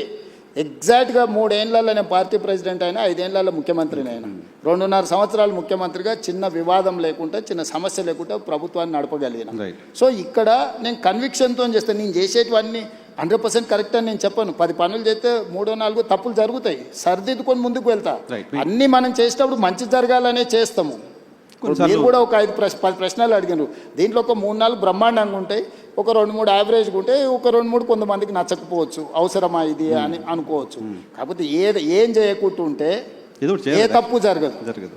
10 పనులు చేస్తే 2 తప్పులు జరుగుతాయి, అవి సవరించుకొని ముందుకెళ్ళాలి. మీ పార్టీ కార్యకర్తల నుంచి చాలామంది చెప్తున్నమాట, మా ముఖ్యమంత్రి హైదరాబాద్లో ఉంటున్నారు, ఎవరు కలుస్తున్నారు, ఓకే, కానీ జిల్లాల్లోకి ఎప్పుడు వస్తారు, జనాల్లోకి ఎప్పుడు వస్తారు, కార్యకర్తలకు వెళ్ళి వస్తారు, ఎప్పుడు వస్తారు, పాదయాత్ర టైంలో కలిసిన వాళ్ళు కావచ్చు, చాలామంది గ్రాస్ రూట్లో ఏం జరుగుతుందో ముఖ్యమంత్రి తెలుసుకోవాలి, మీరు ఏమన్నా ఇంటర్వ్యూలో ఆ మాట చెప్పండి అని చెప్పారు. డెఫినెట్గా నేను రెగ్యులర్గా నువ్వు చూడు ఎవ్రీ 15-20 డేస్కు జిల్లాల ప్రోగ్రాంలు పెట్టుకొని వెళ్తున్నాను. కాకపోతే ఇక్కడ అధికారులు కానీ, నాయకులు కానీ, పరిపాలన కానీ అస్తవ్యస్తంగా ఉంది. దీన్ని అత్యంత సమయము ఇక్కడ కేటాయించి దీన్ని పట్టాలు ఎక్కించకుండా మళ్ళీ గ్రామాలకు వెళ్ళినా. ఒకప్పుడు నేను సమస్యల్ని లేవనెత్తడానికి గ్రామాలకు వెళ్ళినా, ఇప్పుడు సమస్యలను పరిష్కరించడానికి వెళ్ళాలి. పరిష్కరించాలా అంటే నాకు నిధులు ఉండాలి. నేను గ్రామానికి వెళ్తే రోడ్డు లేదు, స్కూల్ లేదు, లేకపోతే తాగునీరు లేదు అడిగితే నేను నిధులు అక్కడికక్కడ ఇవ్వాలి. లేకపోతే ఆ జిల్లాలో పెండింగ్ ప్రాజెక్టులను పూర్తి చేయాలి. ఇప్పుడు ఆదిలాబాద్ పోయినా తుమ్మిడేటి ప్రాజెక్ట్ ఉంది, దాన్ని కట్టాలన్నా, దాని అనుమతులు తీసుకురావాలన్నా నేను చాలా శ్రమ చేయాల్సి ఉంటుంది. ఇట్లనే నా సొంత జిల్లాల పాలమూరులో అది కల్వకుర్తి కావచ్చు, భీమా కావచ్చు, నెట్టంపాడు కావచ్చు, కోయిల్సాగర్ కావచ్చు, పాలమూరు రంగారెడ్డి కావచ్చు, అన్ని ప్రాజెక్టులు 60-70 ఏళ్ళ నుంచి ఇంకా ఏదో అసంపూర్తితోనే ఉన్నాయి. వీటిని చేయాలంటే ఇప్పుడు నాకు భూసేకరణ కోసమే ఎన్ని కావాలంటే ఒక 1500 కోట్లు కావాలన్నారు. 1500 కోట్లు ఒక మహబూబ్నగర్లో సాగునీటి ప్రాజెక్టుల భూసేకరణకే కావాలంటే నేను నిధుల సమీకరణ మీద నేను సమయం కేటాయిస్తున్నా. ఇప్పుడు నేను కలవడానికంటే కూడా కలిసినప్పుడు నా దృష్టికి తెచ్చిన సమస్యల్ని పరిష్కరించడం అత్యంత కీలకము. ప్రజలు అది కోరుకుంటున్నారు నా నుంచి. కార్యకర్తలు ఏంటంటే నాతోనున్న ఇంటిమసో లేకపోతే నాతోనున్న పరిచయమో ఒకసారి కలవాలని. అందుకే నేను మ్యాక్సిమం నా ఇంటికాడ ఎవరు వచ్చినా నేను కలుస్తాను. నా దగ్గర ఏం పెద్ద బ్యారికేడ్స్ ఉండవు, ఇవన్నీ ఏం వ్యవస్థ ఉండదు. నేను ఏ ఇంట్లో ఉన్నానో అదే ఇంట్లో ఉన్నా, జడ్పీటీసీ ఉన్నప్పుడు ఏ ఇంట్లో ఉన్నానో, ముఖ్యమంత్రిగా అదే ఇంట్లో ఉంటున్నా. అదే విధంగా వచ్చిన వాళ్ళల్లో టీ తాగుతారు, నాతో 5 నిమిషాలు మాట్లాడతారు, పోతారు. సరే వాళ్ళు అడిగిన వాళ్ళు ఇప్పుడు నా దగ్గర పదవి ఇచ్చే అవకాశం ఉంది కాబట్టి పదవులు అడిగితే నేను ఇవ్వలేకపోవచ్చు. ఎందుకంటే ఉన్నాయి లిమిటెడ్, పోటీ ఎక్కువ ఉంటుంది. కాంగ్రెస్ అంటే మరీ ఎక్కువ ఉంటుంది. సో దాంట్లో ఏరి కూరి కొంచెం జాగ్రత్తగా ఇవ్వాల్సి ఉంటుంది. ప్లస్ నేను చాలా క్లోజ్ కాబట్టి చాలా మంది నాకు ఇంత దగ్గర అన్న నేను అడగంగానే ఎంబడే టైప్ కొట్టి సంతకం పెట్టిస్తాడు అనుకుంటారు. అది అసాధ్యం. చాలా మందికి మీతో ఉంది కాబట్టి న్యాచురల్గా 17 ఏళ్ళు నేను అపోజిషన్లో ఉన్నా అంటే వీళ్ళందరితో ఉండబట్టే కదా నేను ఇక్కడికి వచ్చిన. ఎంతమంది పరిచయం ఉంటారు. సో వాళ్ళందరినీ సంతోషపెట్టాలంటే అది చాలా కష్టంతో కూడుకున్న పని. అయినా నా ప్రయత్నం నేను చేస్తున్నాను. ఇప్పటివరకు ఇచ్చిన కార్పొరేషన్లు కానీ, చైర్మన్లు కానీ, ఎమ్మెల్సీలు కానీ, రాజ్యసభలు కానీ నువ్వు తీసుకో. ఇచ్చిన వాళ్ళకు కూడా తెలియదు వాళ్ళకి వచ్చినట్టు. ఓకే, కొంతమంది మన కార్పొరేషన్లు ఇస్తే ఆర్టీసీ బస్ ఎక్కువ వచ్చారు, నాకు చైర్మన్ ఇచ్చిండంట అన్న అని వాళ్ళకు కూడా తెలియదు. ఇప్పుడు బల్మూరు వెంకట్కి ఇచ్చినాం, అద్దంకి దయాకర్కి ఇచ్చినాం, అంటే ఎమ్మెల్సీలు కానీ ఇవన్నీ కానీ. కాంగ్రెస్లో ఎప్పుడైనా యూత్ కాంగ్రెస్ అనిల్ యాదవ్కు రాజ్యసభ ఇచ్చినాం. ఎప్పుడన్నా ఏ పార్టీలో జరిగిందా? మంత్రులు శ్రీహరి మా జిల్లా పార్టీ ప్రెసిడెంట్, అడ్లూరు లక్ష్మణ్ మా జిల్లా పార్టీ ప్రెసిడెంట్, వీళ్ళందరూ ఇవాళ మంత్రులు అయినరు కదా. ఇట్లాంటి వాళ్ళని కింది నుంచి వచ్చిన వాళ్ళను జిల్లా ప్రెసిడెంట్లను లేకపోతే చిన్న పదవులు ఉన్న వాళ్ళను శంకర్ నాయక్ జిల్లా ప్రెసిడెంట్ ఇస్తే ఎమ్మెల్సీ చేసినాం. ఇట్లా నువ్వు వెడ్మ బొజ్జు ఇందిరమ్మ ఇంట్లో ఉంటాను నేను, ఏదో గుడి నాగోబ జాతరకు పోతే చిన్న కార్యకర్త అక్కడ ఉన్న వాళ్ళని గుడికాడ వాళ్ళ వీళ్ళని జరుపుతుంటే కొంచెం యాక్టివ్గా అనిపించినారు. ఆ పిల్లోని ఇక్కడ పిల్లు ఫోన్ నెంబర్ రాసుకొని మా పిఏ చెప్పి వాని పేరు రాసుకొని వాని టికెట్ ఇస్తే వాడు ఈరోజు ఎమ్మెల్యే అయ్యిండు. మందుల సామెలు నీకు కూడా బాగా తెలుసు. టికెట్ ఇవ్వాలనుకున్నప్పుడు పిలిచిన, అంటే ఆయన అడిగిండు వచ్చి ఎన్ని ఉన్నాయన్న, 2 ఉన్నాయి సార్ అన్నాడు. సరే పో అని చెప్పిన. ఇవ్వాలనుకున్నప్పుడు పిలిచిన, ఏదో ఉన్నాయన్నావు కదా 2 అంటే 2 కోట్ల అన్న, కాదు సార్ 2 లక్షలు అన్నాడు. మరి ఉన్నాయా 2 లక్షలన్నా? లేదు సార్, నిన్న మన హైదరాబాద్కు నాయకుల దగ్గర తిరగడానికి 1,50,000 ఖర్చు అయిపోయినాయి, 50,000 ఉన్నాయి సార్ అన్నాడు. పోనీ 50,000 అన్న మరి నామినేషన్కి దీనికి ఉంటాయంటే అవి కూడా ఎక్కడికి సార్, నువ్వు టికెట్ ఇస్తే బట్టలు కొనుక్కోవాలన్నాడు. అంటే ₹1 లేకుంటే టికెట్ ఇచ్చినా వాళ్ళందరూ ఎమ్మెల్యేలు 50,000 మెజార్టీతో గెలిచిండు మందుల సామెలు. సో ఇట్లా చాలా మంది ఉన్నారు సక్సెస్ స్టోరీ ఉన్నోళ్ళు ఉన్నారు.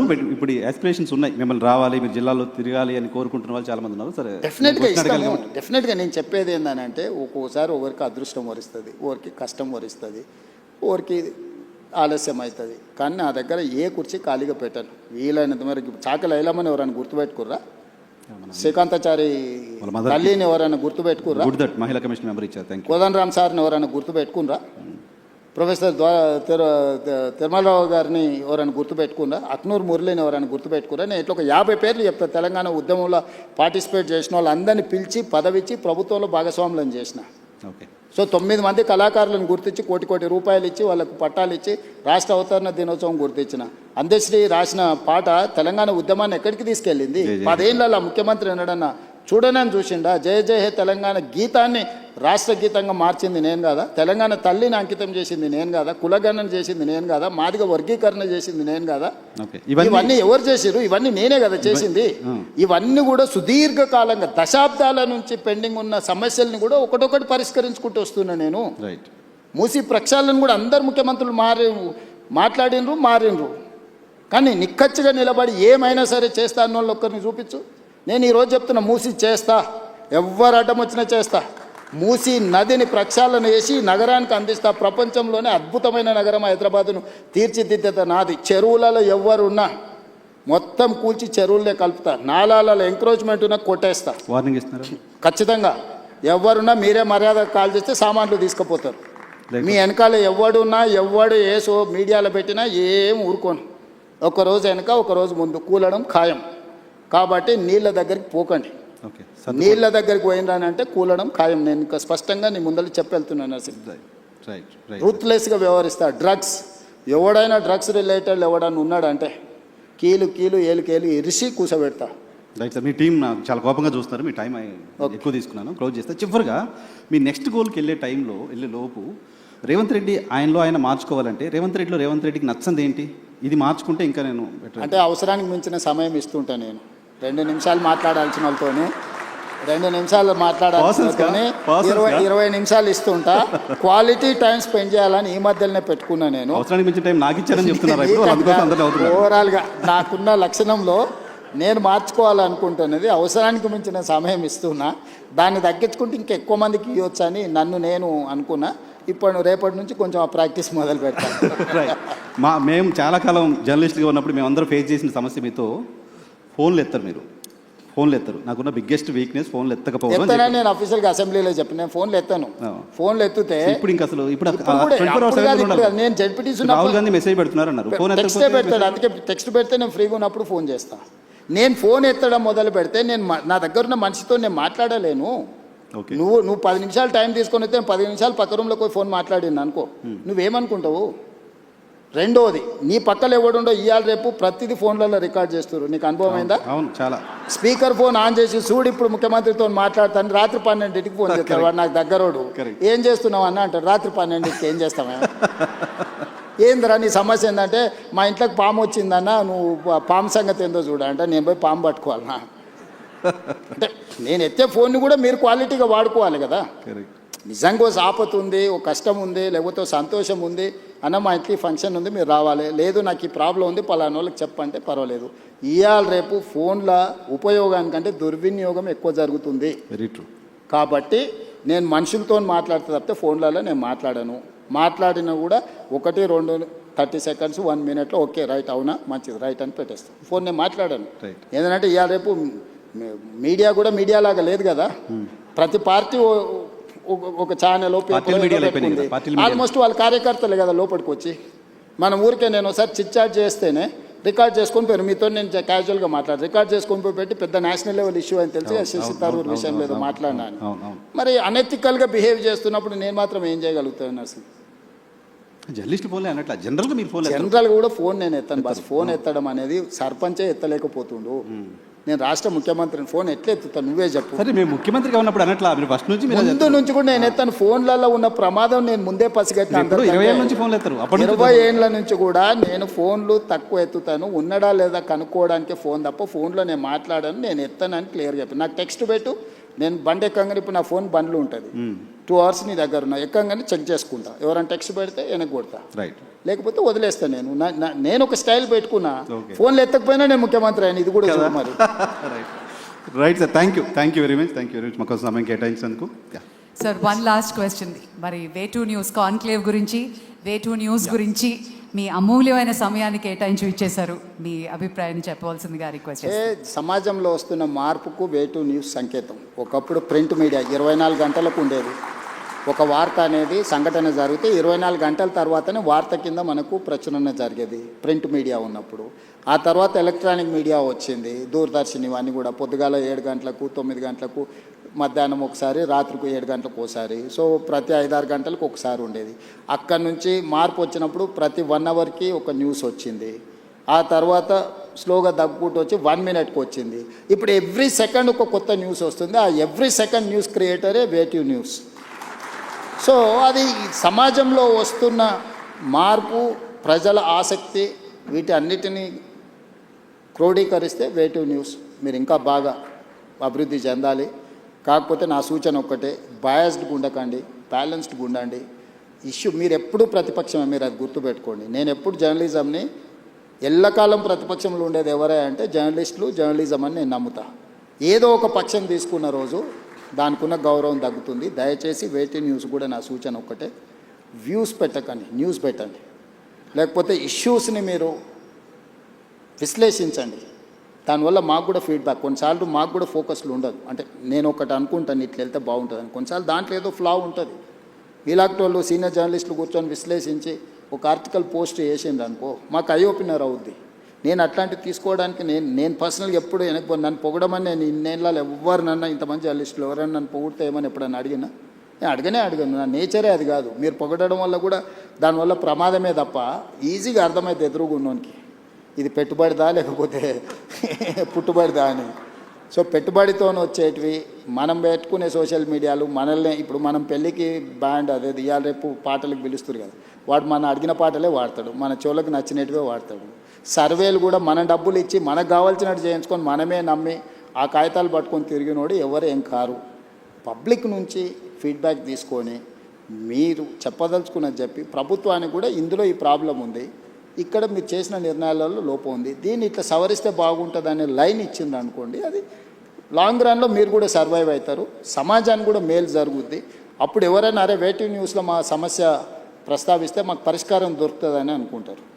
సో నా సూచన, యాజమాన్యం ఇక్కడి వరకు సక్సెస్ స్టోరీ ఉన్నది, దీన్ని ఇంకా బాగా రాణించాలి. మీరు జాతీయ స్థాయిలో ఇప్పుడే ఇంగ్లీష్ వెర్షన్ కూడా మీరు ఇచ్చేసిండ్రు. నేషనల్ పాలిటిక్స్లో కూడా మీ రోల్ ఉండాలి, మీ పాత్ర ఉండాలి.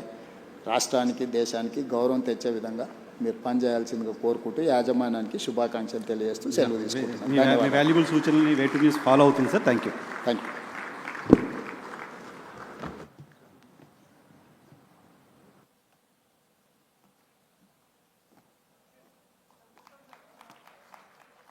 Thank you, sir. Thank you very much.